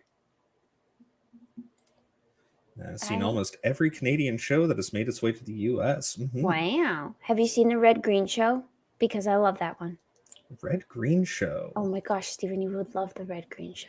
Red Green Show. Okay, Duct tape that's. is a handyman's secret weapon. Mm-hmm. Don't worry about it. Poutine, Supreme Heretic. Poutine is where you take French fries and then you put cheese curds on top, and then you pour some nice gravy over that. A whole lot of gravy. So good. Yeah. I watched some of the competitive eaters on YouTube because it's such basic content that is so easy to get sucked into. It is just for some reason entertaining to watch like this dude just eat like 8 pounds of something. And one of them was I think it's Beard Meats Food does a poutine challenge where he got help from someone, but they had to put down, I think it was like 10 pounds of poutine. Oh, yeah, it's this mountain of poutine. Yikes. Yeah. Convinced you're a Canadian Amish girl. I mean, and rewatching the Borgias bourgeois. and Jeremy Irons as Alexander the Fourth is so good. Yes. You know, Heron keeps bringing up a show online that I have been meaning to watch for the longest time, which is Rome.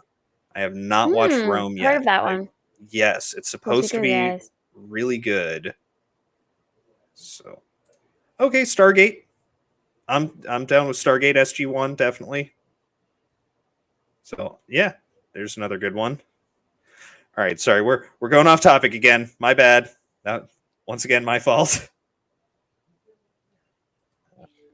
Oh yes, they have the bloom. And now we finally. He gets his ice cream.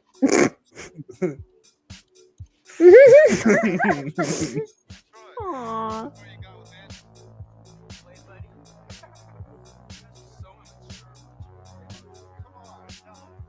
Man, Troy is such a douche. Seriously.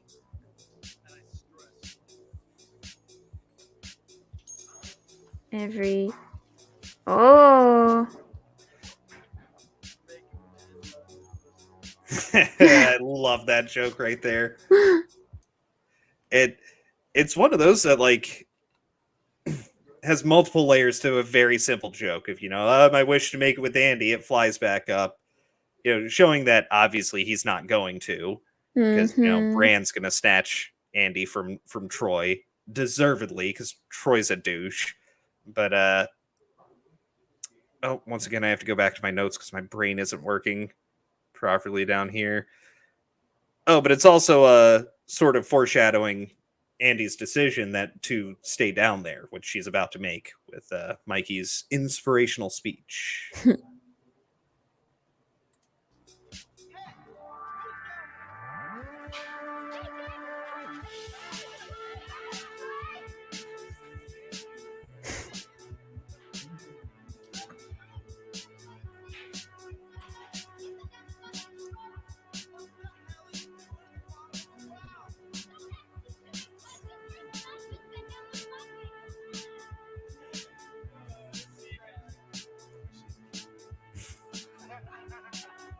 Oh, they take so long.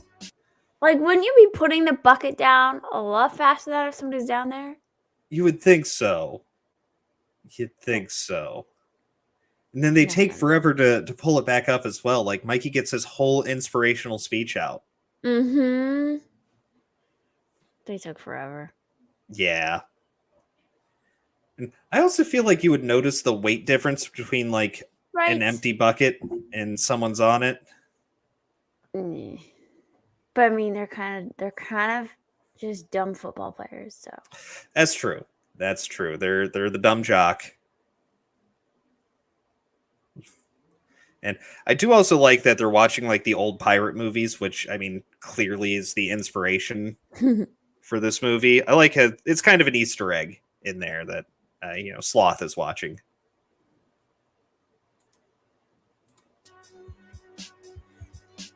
And I think they even show the classic, digging the knife into the sail and sliding down it. Nice. Which Sloth does get to do later.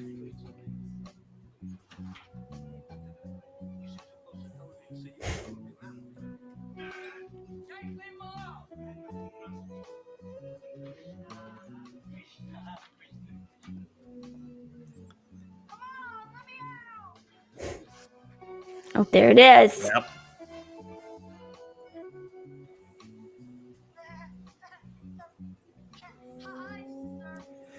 I will say they do really, I mean, they lay it on kind of thick that, they're really mean to Sloth. Mm-hmm.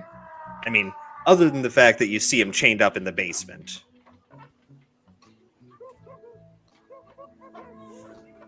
But, they are bad people. They are essentially playing the modern day pirates for this pirate adventure.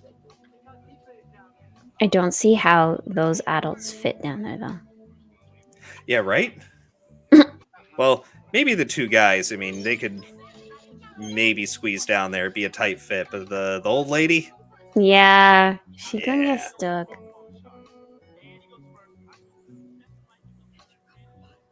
Here comes the Yes. speech. Don't you guys see? Don't you realize? He was a pro. He never made it this far. Look how far we've come. We got a chance. Chance at what, Mikey? Getting killed? Look, if we keep going, someone's really gonna get hurt. Maybe dead. First, we gotta get to the police. Maybe Chunk already got to the police. Maybe Chunk is dead. Don't say that. Never say that. Goonies never say die. I just love that line. And I know it's super memed. Yes, Goonies never say die. But I mean, it's really just, it's such a great phrase thrown in there. Not only is it don't give up, but it's also sort of don't give up on yourself. Mm-hmm. Don't give up on yourself. Don't give up on us. Yeah. Yeah. Yes. Lean on your friends to hold yourself up. Let's see. Oh, Heron used to have the Valley Girl accent. Like, oh my God. Heron. I can't do a proper Valley Girl accent. I am far too East Coast to pull that off. Yeah. Like, really? Like every other word was like. Oh goodness.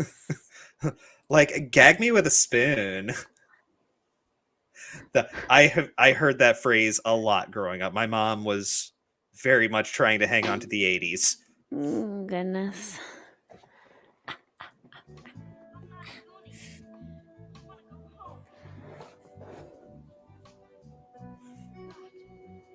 Oh. Don't you realize? The next time you see Sky, it'll be over another town. The next time you take a test, it'll be in some other school. Our parents, they want the best stuff for us. But right now, they gotta do what's right for them. I'll say that part right there. If next time you go to school, it'll be or next time you look up at the sky, it'll be a different sky, and it's just a great way of talking about sort of their shared anxiety of moving to a new town. Leaving your old school and your old friends behind, which is something that a lot of people can relate to. I've certainly moved to new towns a couple of times in my life, and there's always an anxiety behind it. And you always get the 6-month period. Within 6 to 9 months, you get homesick. You get really homesick. And it's, I want to go back so bad. I really liked how everything was going there. And at least from what I have found, you stick with it, stay where you are, dig in deeper, try and make more friends in the area. And at least for me, every time it's worked out better. Yes, was waiting for Somewhere Out There to start playing. Because it's their time. Their time. Up there. Down here, it's our time. It's our time down here. That's all over the second one right up. I'm sure it's fucking.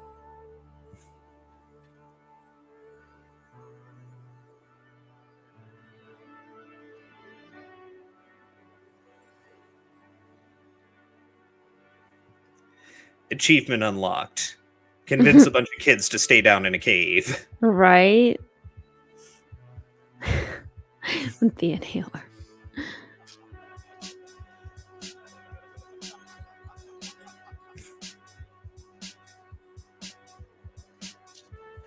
There's your jacket bag or whatever. Yeah.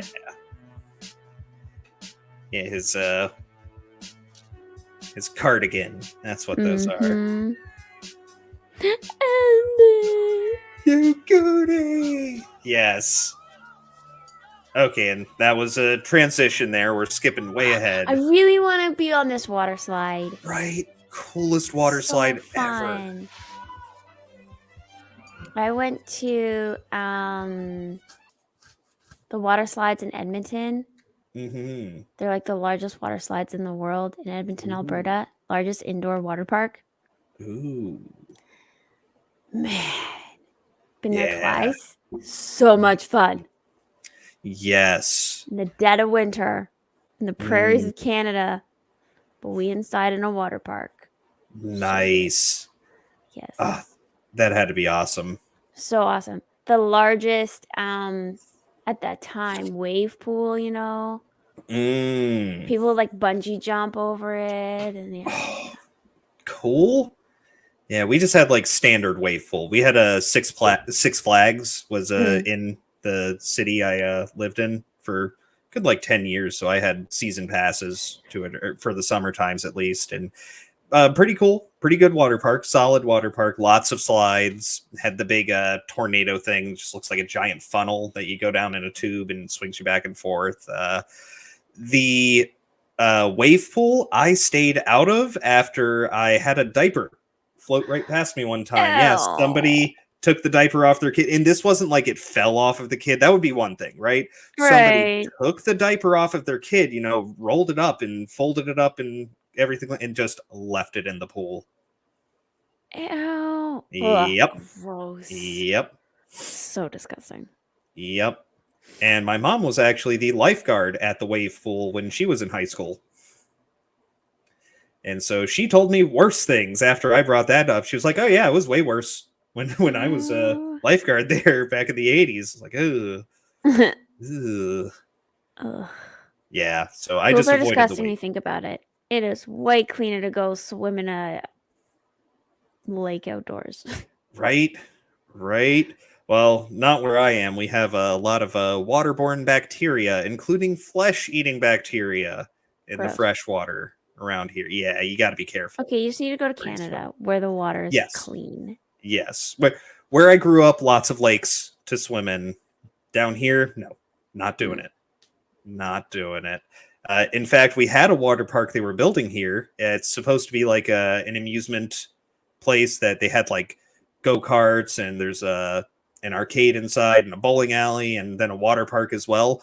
Well, the guy who was running the place decided he was going to save a few bucks and pumped a local pond that was on his property to use as the water in the water park, but he didn't filter it or treat it.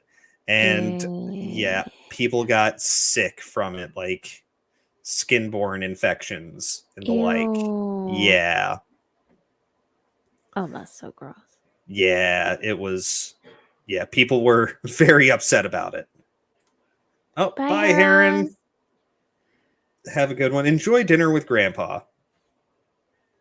Yes, give Grandpa a hug for me. I'm sure you will anyway, because you're a hugging family.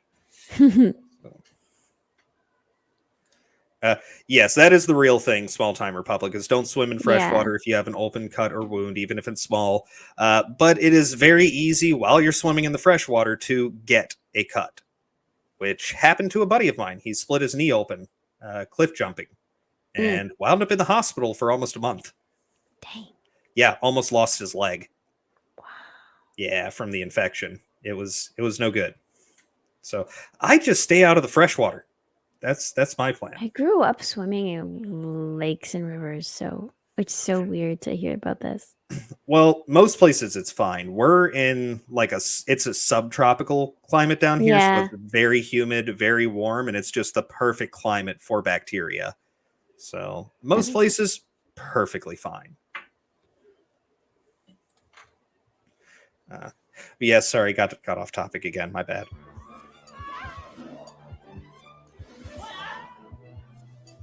Do you think they actually had fun filming this? Oh, I bet they did. That had to have been I great. couldn't find anything out about this. Oh yeah. Yeah, just that must have been a bit. That must have been tough to build as well. Like that's Yeah. they had to have brought in like experts about water slides. Okay, Duck is bringing up a good point. Lakes that are made of snow runoff are much safer. It's true.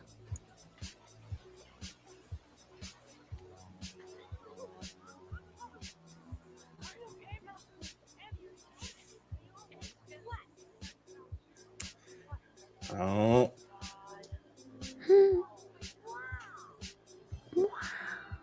So this scene, they actually wanted to get the kids' reaction. Like they didn't let them see the set until like the day of filming. And then because they wanted it to be like authentic. yeah, really authentic, right? But they were so excited when they saw it. They all said, like they all swore and they're all like and so they had to like refilm it anyway. Okay, great reaction. Can we get it without the oh shits? yeah, exactly. Nice. It's also just, I mean, that's an absolutely gorgeous boat. So like, did you find out? Because I wanted to look up stuff about it. I just didn't find time. They built this? They built this. Oh, wow. They built this whole set. Wow. And then they were trying to get someone to take it, like a theme park, somebody somewhere. Nobody would take it, so they had to dismantle the whole thing. Oh man. Yeah, nobody wanted this.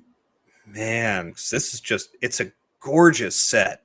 Right? The whole thing. I mean, the caves, the waterfall, you got the headmast floating there. Mm-hmm. I mean, some very small, minute details around that you wouldn't really, you wouldn't expect. You definitely wouldn't see in a movie these days, because they would not take the time to build this gorgeous aged ship, that looks like it's been sitting in a cave for a couple hundred years. It would all be CGI.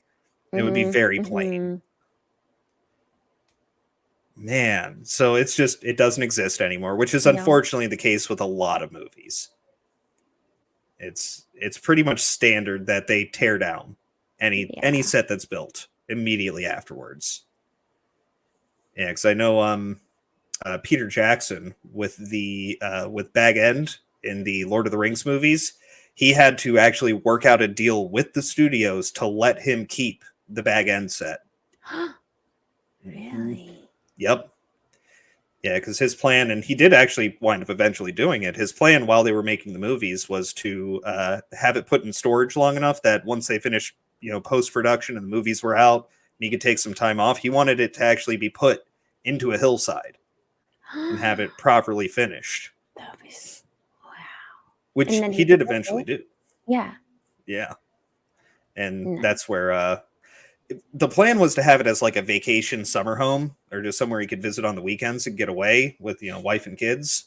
But it wound up becoming like that's the centerpiece for the Hobbiton park you can go to in New Zealand. Yeah.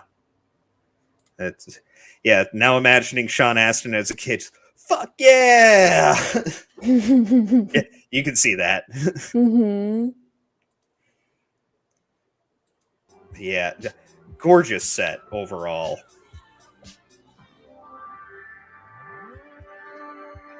And I think bit of a little extra thing for you guys here. Yep, see, they're definitely going to get married. Yeah, they are. I think right after this shot is when we get the deleted scene. You'll definitely notice because it goes from and they left a line in at the end of the movie. Yes, where they talk about this. Yeah, but there was no scene about it in the because it just gets cut out.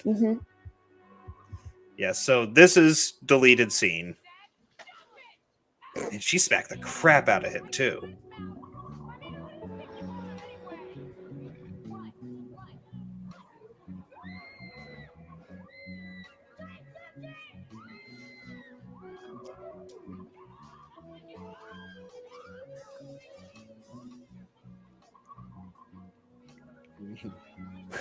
I will say it's overall a pretty cool practical effect, even if it is somewhat goofy. Mhm.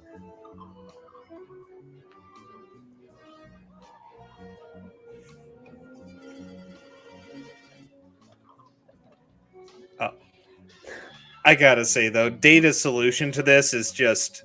It's a little bit too over the top, even for Uh-huh. this movie.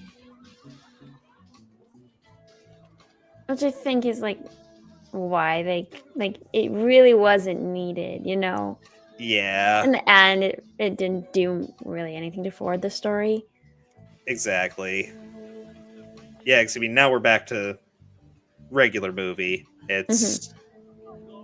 And I'm trying to remember. We'll see. I think I have it cut before they talk about that. But yeah, the one thing that does get brought up about it a lot is, like you said, they mentioned the octopus right at the end when the Octopus is really newscasters. scary. Yeah. And some people have said, like, oh, that was just Chunk who was exaggerating as normal, but it's not Chunk that says it, it's Data. It's Data. Yeah. Yep. Yeah. Yeah. More realistic than the dinos in Jurassic World Dominion. Yeah. I'm trying to remember. Did I see? I saw the second one. What was it? I saw the first and the second Jurassic World. They're just not as good as the original. It's the unfortunate truth of the Jurassic Park movies. They hit it just right with that first movie, and they've kind of been downhill since. Yep. Yes.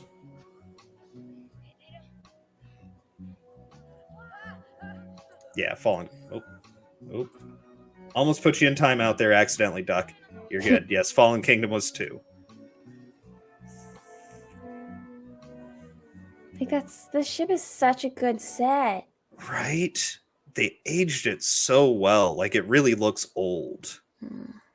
All of the cobwebs. And it's not a fake looking... You know how some ships, when they do them, they just look too perfect? Yeah. This one does not. Yeah, you've got rigging all over the place. Yeah, the wood's warped and rotting. Oh, yeah, just absolutely wonderful set.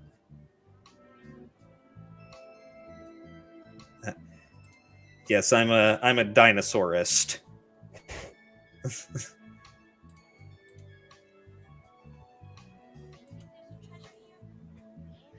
And I think this is, I mean, something we've talked about before, but I think always is worth bringing back up, is how you get a lot of these minor details in actually built sets. You know, you've got the old lamp here. You've the bits of cobweb and rope that are strung around. It's just something that gets overlooked on CGI. Yeah. Which is why things look so perfect, like too perfect. Yeah. Like the daggers in the... Well, I feel like that's something they probably would have included in CGI. The daggers, but...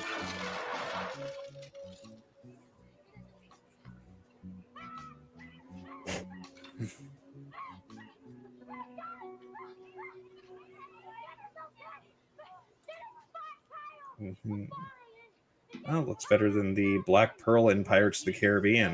Yeah. I mean, they did that one fairly well, but like, yes, Yeah. for sure, this one tops it. Yeah. The Black Pearl was good. I'll say Pirates of the Caribbean actually had some pretty solid sets. Pretty good. Though it does get progressively goofier and weirder throughout the movies.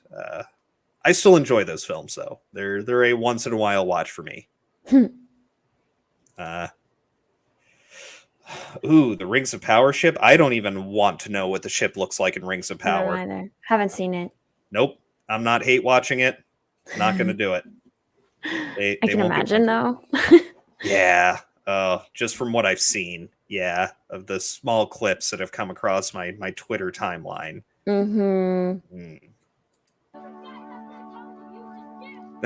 I love this part. Data fall down. Everyone else you stare. Poor Data. He's freaking out, and everybody's like, oh, yeah. Mike even says, like, Data's fine.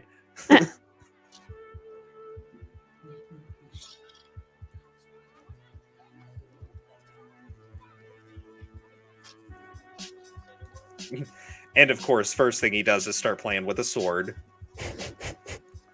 Which is what I would have done too. Like, oh, sword, cool.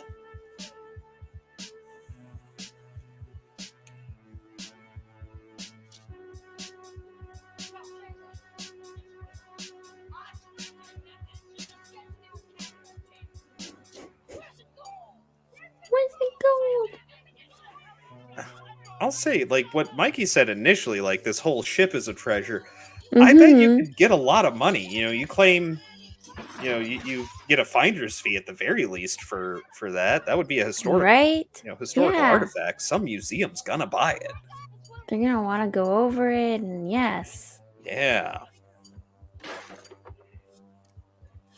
But certainly not, you know, not as immediately tangible as gold and gems.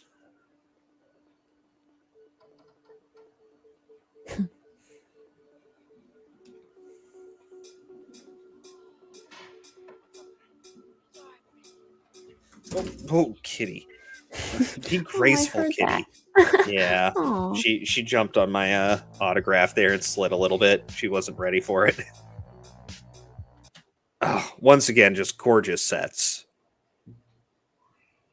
It looks so good. It's dark and dingy. You know, it's hard to make out some of the details because the light's not all there. You got this just green globe thing that really stands out. And then skeletons. Everywhere.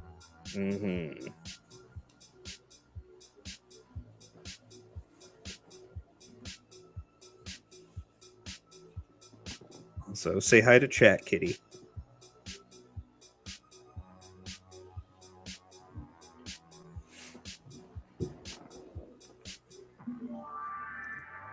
Oh, the treasure. Yes.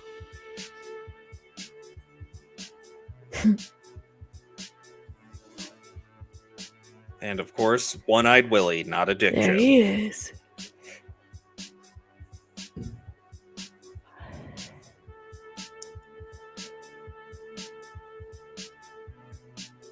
God, that is a lot of treasure there, too. Truly. He's like mesmerized with a skeleton, but the table is full of treasure. Right? Come on, kid. Get it together. And those do appear to be roughly 1 ounce gold coins, which is about what they normally are. For a modern reference, I haven't checked the price of gold in a while, but I know gold is sitting somewhere around between $1,700 and $1,800 an ounce. Yeah. So Good that's night, a your lot. Barmy. See you All right. later. Night, Bommy. Oh, yes, Daniel, asking about the kitty. This is Miss Ash. Yes, she's my big, sweet, floofy kitty.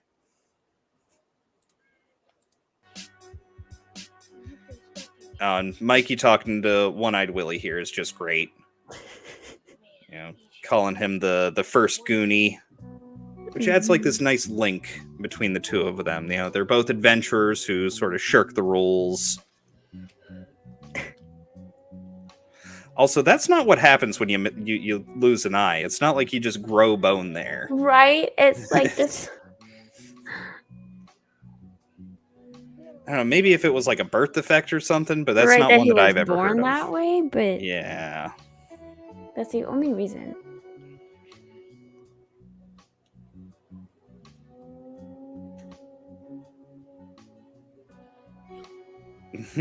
All right, people are here. Gotta act cool. They've been there a while. Long enough, Mikey. Well, long enough, Mikey. But they're also mesmerized by it that they don't. Yeah. They're not ready to make fun of him. All the gold.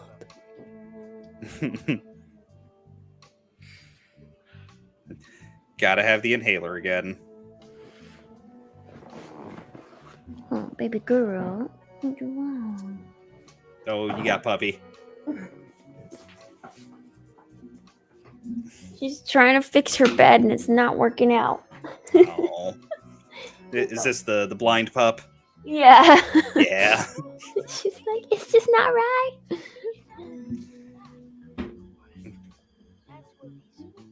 And I do like this part here of, Mikey saying, no, you have to leave this gold. This is Willie's gold. It's like he just knows that it's on the scale. Don't touch it. Right?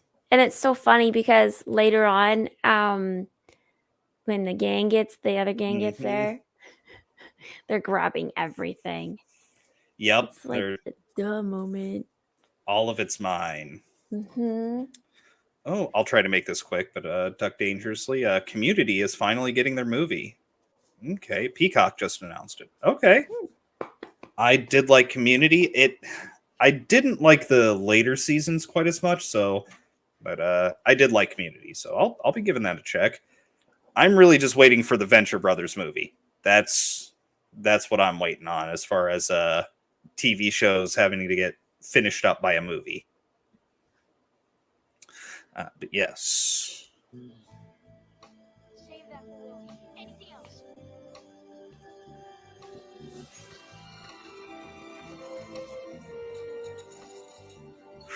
That's a lot of money. Seriously. And see, marbles. See, we were talking about marbles. What was that, last week? Yes, we were. That's exactly what the marbles I had as a kid looked like. They weren't the nice actual marble ones. They were, like those. Those are the glass ones. Mm-hmm.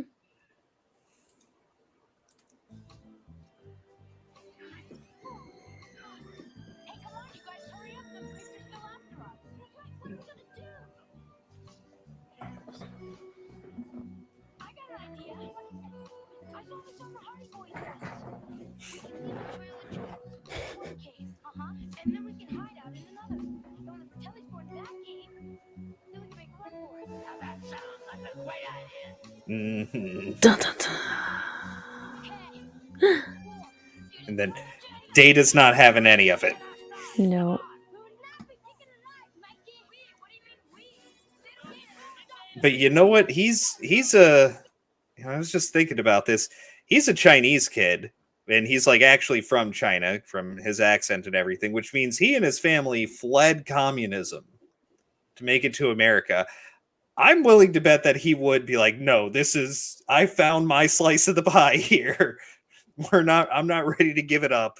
I'm taking on these gangsters. I feel like someone who's had to go through that, especially younger in life, would be ready to stand up to some gangsters. I feel like in this scene, they all just went way too easily. Yeah. Like this particular one. They did have a gun, so. Did they have a gun? How did I miss that? What? Yeah, the old lady has a gun. Wow, how many times did I watch this movie? I missed that she had a gun. Yeah. Yeah, she waves the thing around. She points it at one of her kids at one point. I think in that scene in the doorway? Because I saw she had it later, but like in the doorway she had the gun. Yeah, right there in the doorway. Here, I could probably back it up just I think it's getting covered by the the thing right here. No, but like I've seen it before. How did I miss that? Yeah. Wow. Yeah. Yeah, it's a big old hand cannon too. It's a big gun. Okay. Special. But yes, Daniel, they are making a Venture Brothers movie. There's some articles that have been put out about it recently. I know they've been getting through a lot of the voice acting for it. So the script is already complete. They've been doing the voice acting. I know specifically Patrick Warburton has already done all of his lines for the movie. So they're probably working on animation. So it's a thing. It will happen. I don't want them to rush it personally. I would love for Doc Hammer and Jackson Public to take their time and make the Venture Bros movie as good as possible and make it how they want to make it. That's what I'd like. Megan doesn't fear guns, only bears and moose. Moose can be very dangerous. They're huge. They're huge. They're bigger than a horse. They're massive. I don't think people realize how big moose are. People don't. People do not get it. Like a fully grown bull moose, they get upwards of like 1,200 pounds. They're massive. They're huge. And bears, look, I think look, there's no phobia for bears. A phobia is an irrational fear. Fear of No. bears is completely Yeah. rational, Especially grizzlies. right? Yeah, just about any of them, other than like panda bears, which, you know, fall out of trees and look cute and are actually raccoons. Other than those, yeah, any bear is a completely rational fear. What about Like, koala bears? okay, koala bears are, they do have chlamydia though, so you have to be careful with yeah. that. Yeah. Yeah, but other than that, koala bears are cute. They sound weird. They sound like demons. Really? I've never heard their sound. Yes, yeah, look up like koala bear like mating calls and stuff. They sound demonic. They're weird. Oh, gross. They're adorable though. They are adorable. But they sound like demons and have chlamydia. Yes. Oh, and bisons. Yes. Bison, yeah. And also, I want to say thank you, Daniel, for calling them bison and not buffalo, because there's a huge difference between the two, but everyone just says buffalo here in America, and I'm like, that's a bison. It's No. not a buffalo. They're very different. Yeah, I mean, they're both, I want to say they're both part of the bovine family, but that's Yes. about as close as it gets. Like, we don't really, I don't think we have any buffalo in North America. Like, those, they're over in Europe and Asia, mostly Asia. And Africa too. You have water buffalo in Africa. Yeah, we have bison. Bison. And yes, they are big. You fear M. Bison. Yes. Yes, a bit of Street Fighter. Yes, sorry. Tangent again. My bad.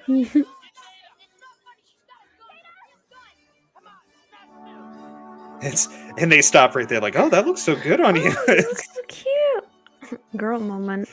Yes.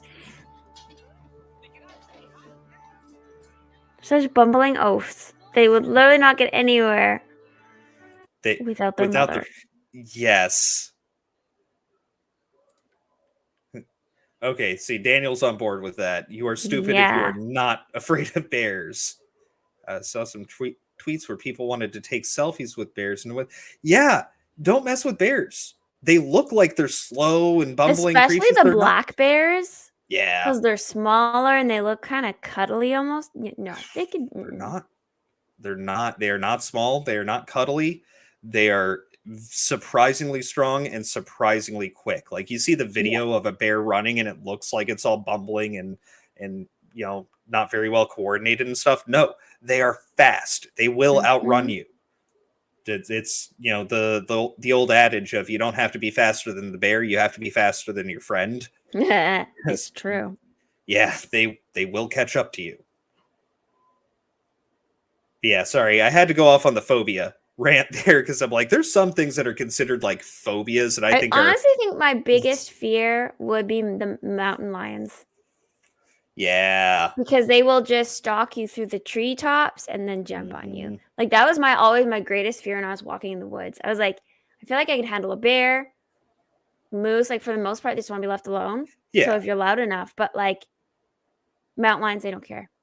Yeah. They give two craps if you're loud or not. They know where you are. And they, like, other animals are like, oh, human coming, and avoid. No, mountain lions are like, I'm on to you. Yeah. How hungry am I right now? We had to, like, sometimes close down the schools and we wouldn't be allowed to go out for, like, kids wouldn't be able to go out for recess because there would be, like, a mountain lion in the area. Yeah. Yeah. To me, mountain lions are the scariest. I could definitely get behind that. Yeah. And I know panthers do the same thing. Like, they hide in trees and they wait to, like, black panthers specifically. That's how they hunt, is you're not going to get a growl. You're not going to see them coming. They are going to drop directly down on top of you. Yep. Yeah. Oh, and yeah, we had like 2 comments come in simultaneously. Yeah. Duck Dangerously and Daniel talking about the bear attack in Revenant, which, yeah, realistic bear attack scene. He shoots that bear like 5 times and it just keeps going. Yeah, Yeah. That's an intense scene. Yes, it really is. If you ever see a video of a mountain lion looking right into the camera, it's horrifying. The eyes of a killer. Yes. Yep. Yep. And yes, great minds, Daniel and Duck. Because I saw those come in at like the exact same time. Yes, we're like right at the end here. This is Data with his last hurrah, trying to use his gadgets. Oh, Data. Yeah. I want Data. You know what? For a movie like this, that's even like a little bit goofy and sort of childish, adventurous movie, it really is actually a pretty good buildup of Data's been the one to really pull through and save them at the last moment the whole time. Uh-huh. But even here, to build the tensions up, Data's gadgets fail him. Even he winds up at a sword point. Didn't she just drop her gun, though? Yes, the gun just fell down below. Thought. But they also have swords. They take all their gold. All their treasures. Mm-hmm. This part's funny. He's got like treasure in his mouth. Yes. I think I kept that part in. Yeah.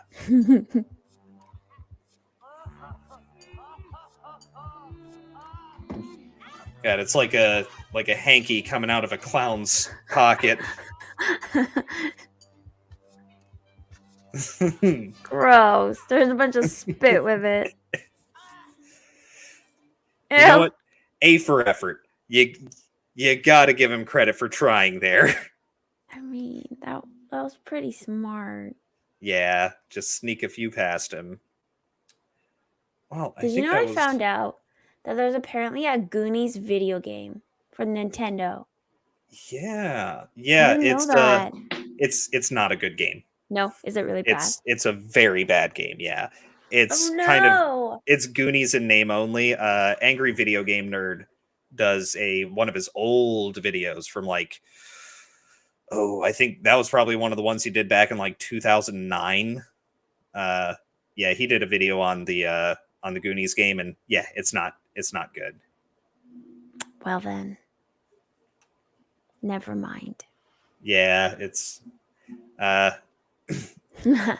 it's a company who would just like spit out games very quickly to try and sell a handful, and because the game market, and this would have been like mid 80s, right around the time the Nintendo came out, and yeah, they were spitting out games, and basically they somehow got a hold of a lot of different movie titles to make official games for them, but it's really not good. Gotcha.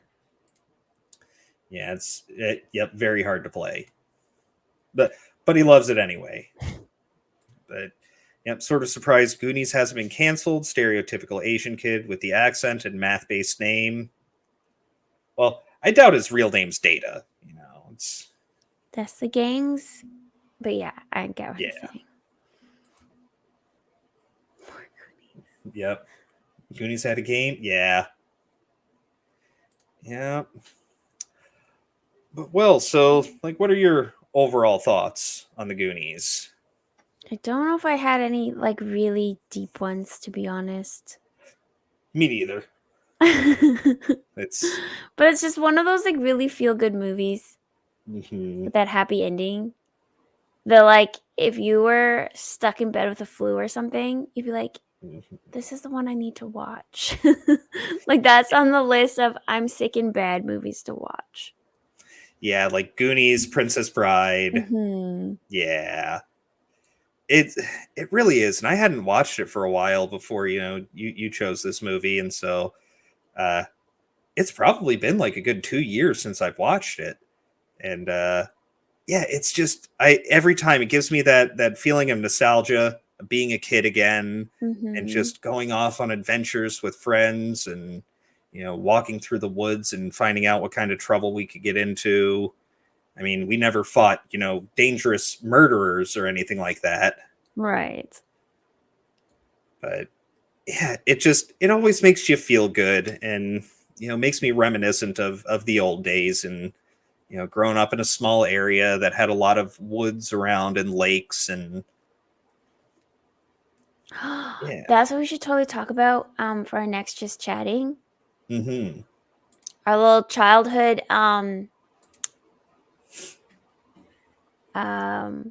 It's like Kinda like- childhood adventures. Yes. Yeah. Like what trouble we got into and how did we not die? The how did we not die You're story. right. Yes.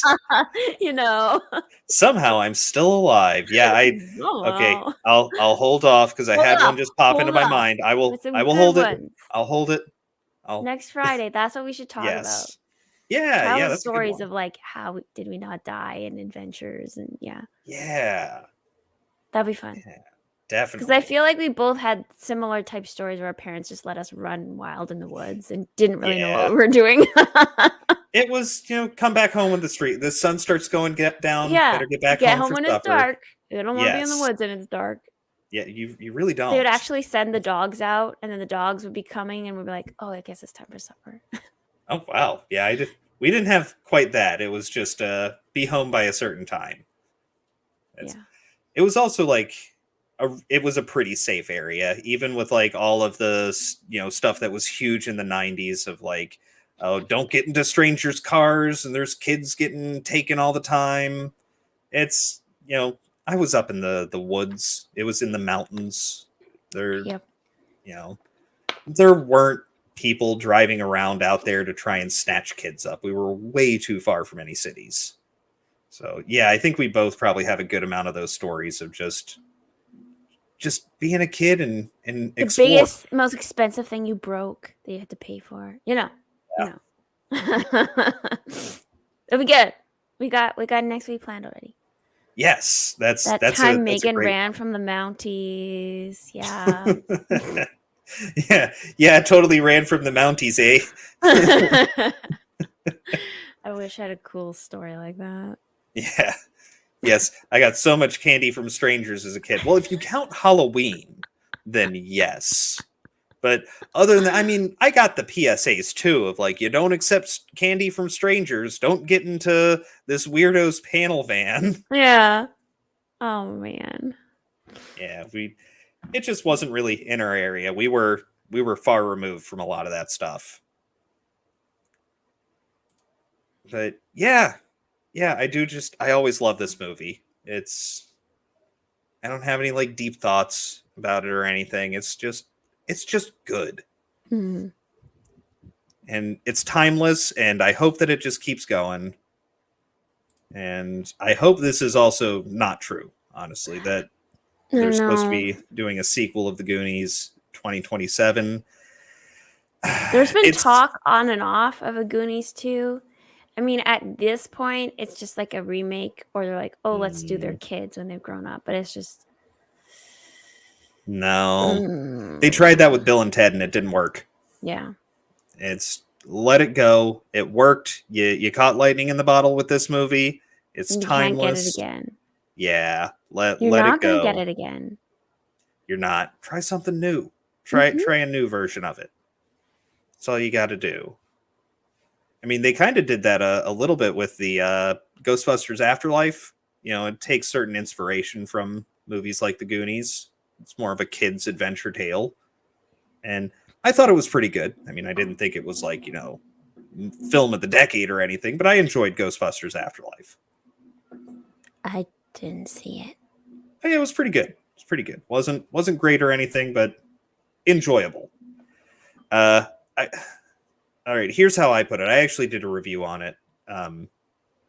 And the way I essentially put it overall was I didn't regret going to see it in theaters, because there have been quite a few movies that I went to go see in theaters that I regretted spending, because it's expensive these days. It's like $25 minimum. And that's if you're not getting snacks. Yeah. To go see a movie. So plus, if you want to see it on the big screen, the IMAX is everywhere now. Now you're looking at $30 just for tickets. Plus you want to get popcorn and icy. You're looking at almost $50 to go see it, for two people to go see a movie. Mm-hmm. So I'll say Ghostbusters Afterlife, I did not regret going to see it in theaters, but I have not watched it since I saw it in theaters, and haven't really wanted to. Let's see. No. Remember what happens to your brain on drugs. I don't need to remember. Yeah, please don't do it, Hollyweird. Yeah. It was fun and didn't have an agenda, which is rare in Hollywood these days. Yes, that's what was good about Ghostbusters Afterlife. It's just fun. Not quite as comedic as the original Ghostbusters. It's much like most modern films, it's more of an action adventure film, less comedy.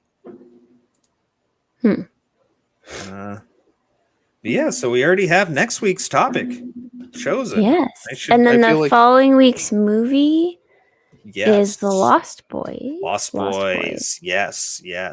I had to look it up because I didn't know what that was. And I was like, it's a vampire movie? Yes, because we're getting into the Halloween season.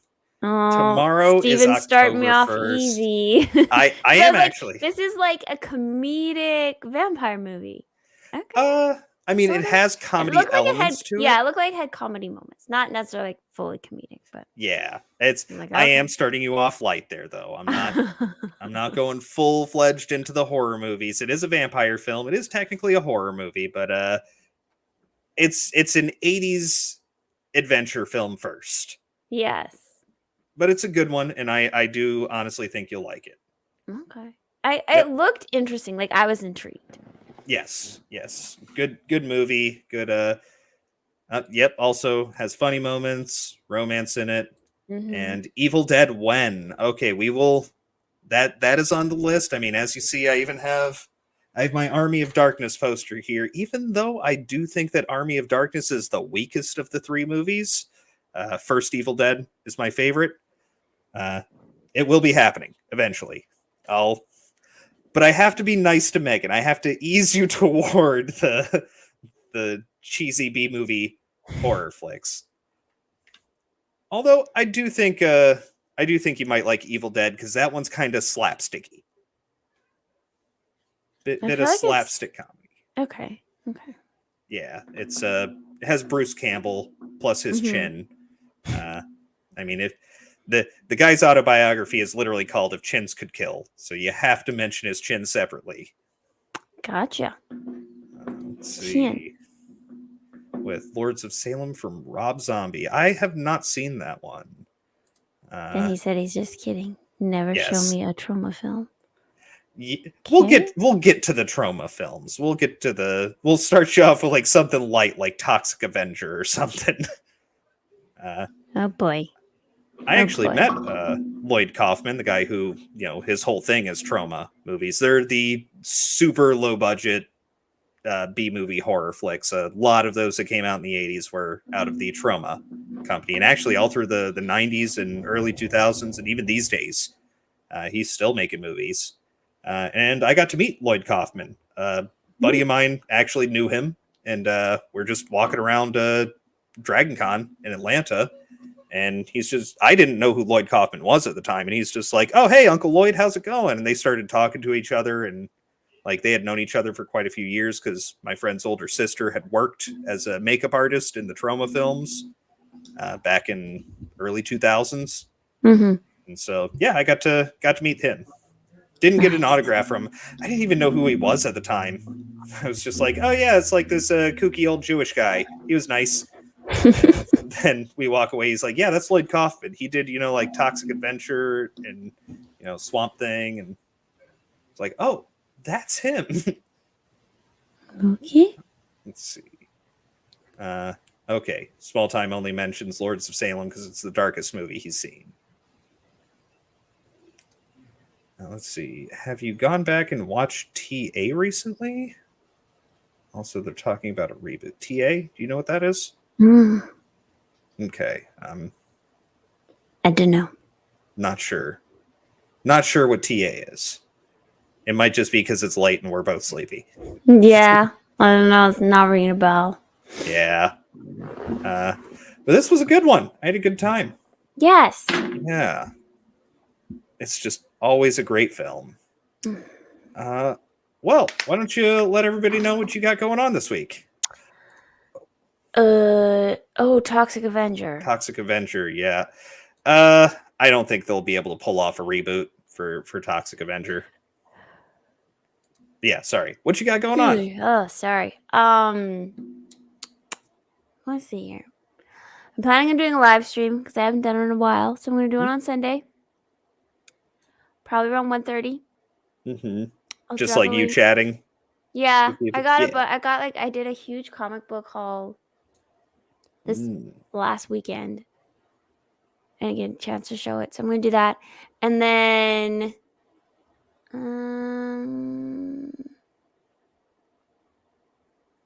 yeah. I guess I'll release my video then too afterwards. And I don't know. I don't think I'll have anything until Thursday on Weebs and Waifus. And then us here again on Friday. So yeah. You should release the video and then add a message at the end of your video that you can catch me live right after this premieres. Oh, so that's that they know to go smart. from the video right into seeing you live. I know a couple of people do that. Donut Operator. It's Okay. always at the end of his video. That's a good idea. Yes. Daniel, Sunday at 1:30 Central Standard Time. 12:30 probably Eastern. pretty. Yeah. I think he's in Europe though, so I don't know where in Europe.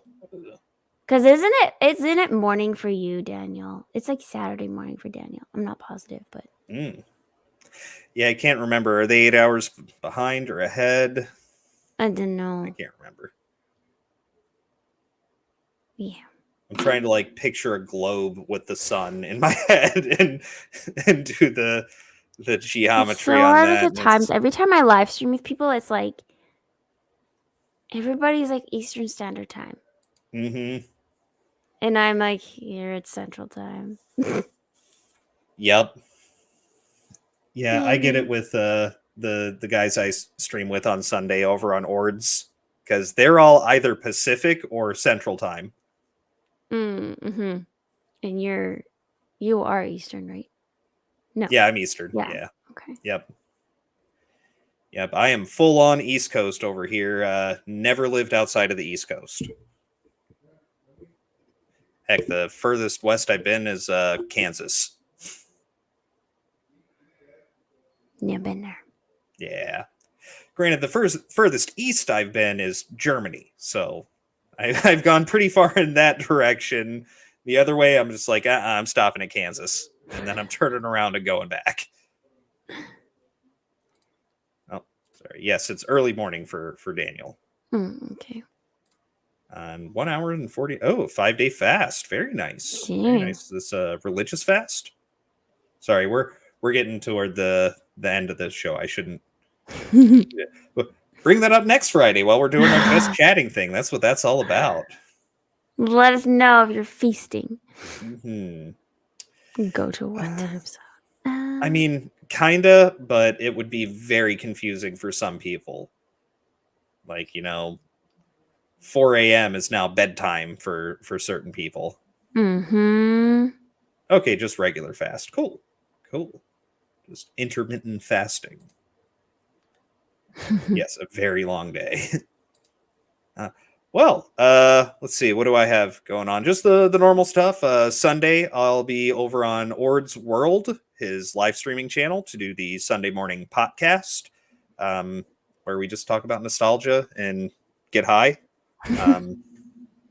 Tuesday, over on Drew's channel, I'm not doing my gaming streams for the time being. I got a few extra things that got lumped onto my plate, so it's mostly I'm either going to be here or on other people's channels. So I think that's about all I have going on right now. Is here again next Friday, Tuesday on Drew's channel, Supreme Heretic, and Sunday Ord's World. There you go. Yeah. And I won't be releasing any videos on my channel this week because I got a strike. So. Oh yeah. Yep. It's whatever. It's technically like another one because I had the content warning sitting there already. So yeah. Oh well. Yes. Looking forward to seeing all you people again next Friday, 8:30 Eastern, as always. We have an outro. That's right. I always forget about the outro. Yeah. I'll do the outro. Guys. Bye. No. was looking at you, kid. Goodbye, Boo. Kitty. Kitty has to go.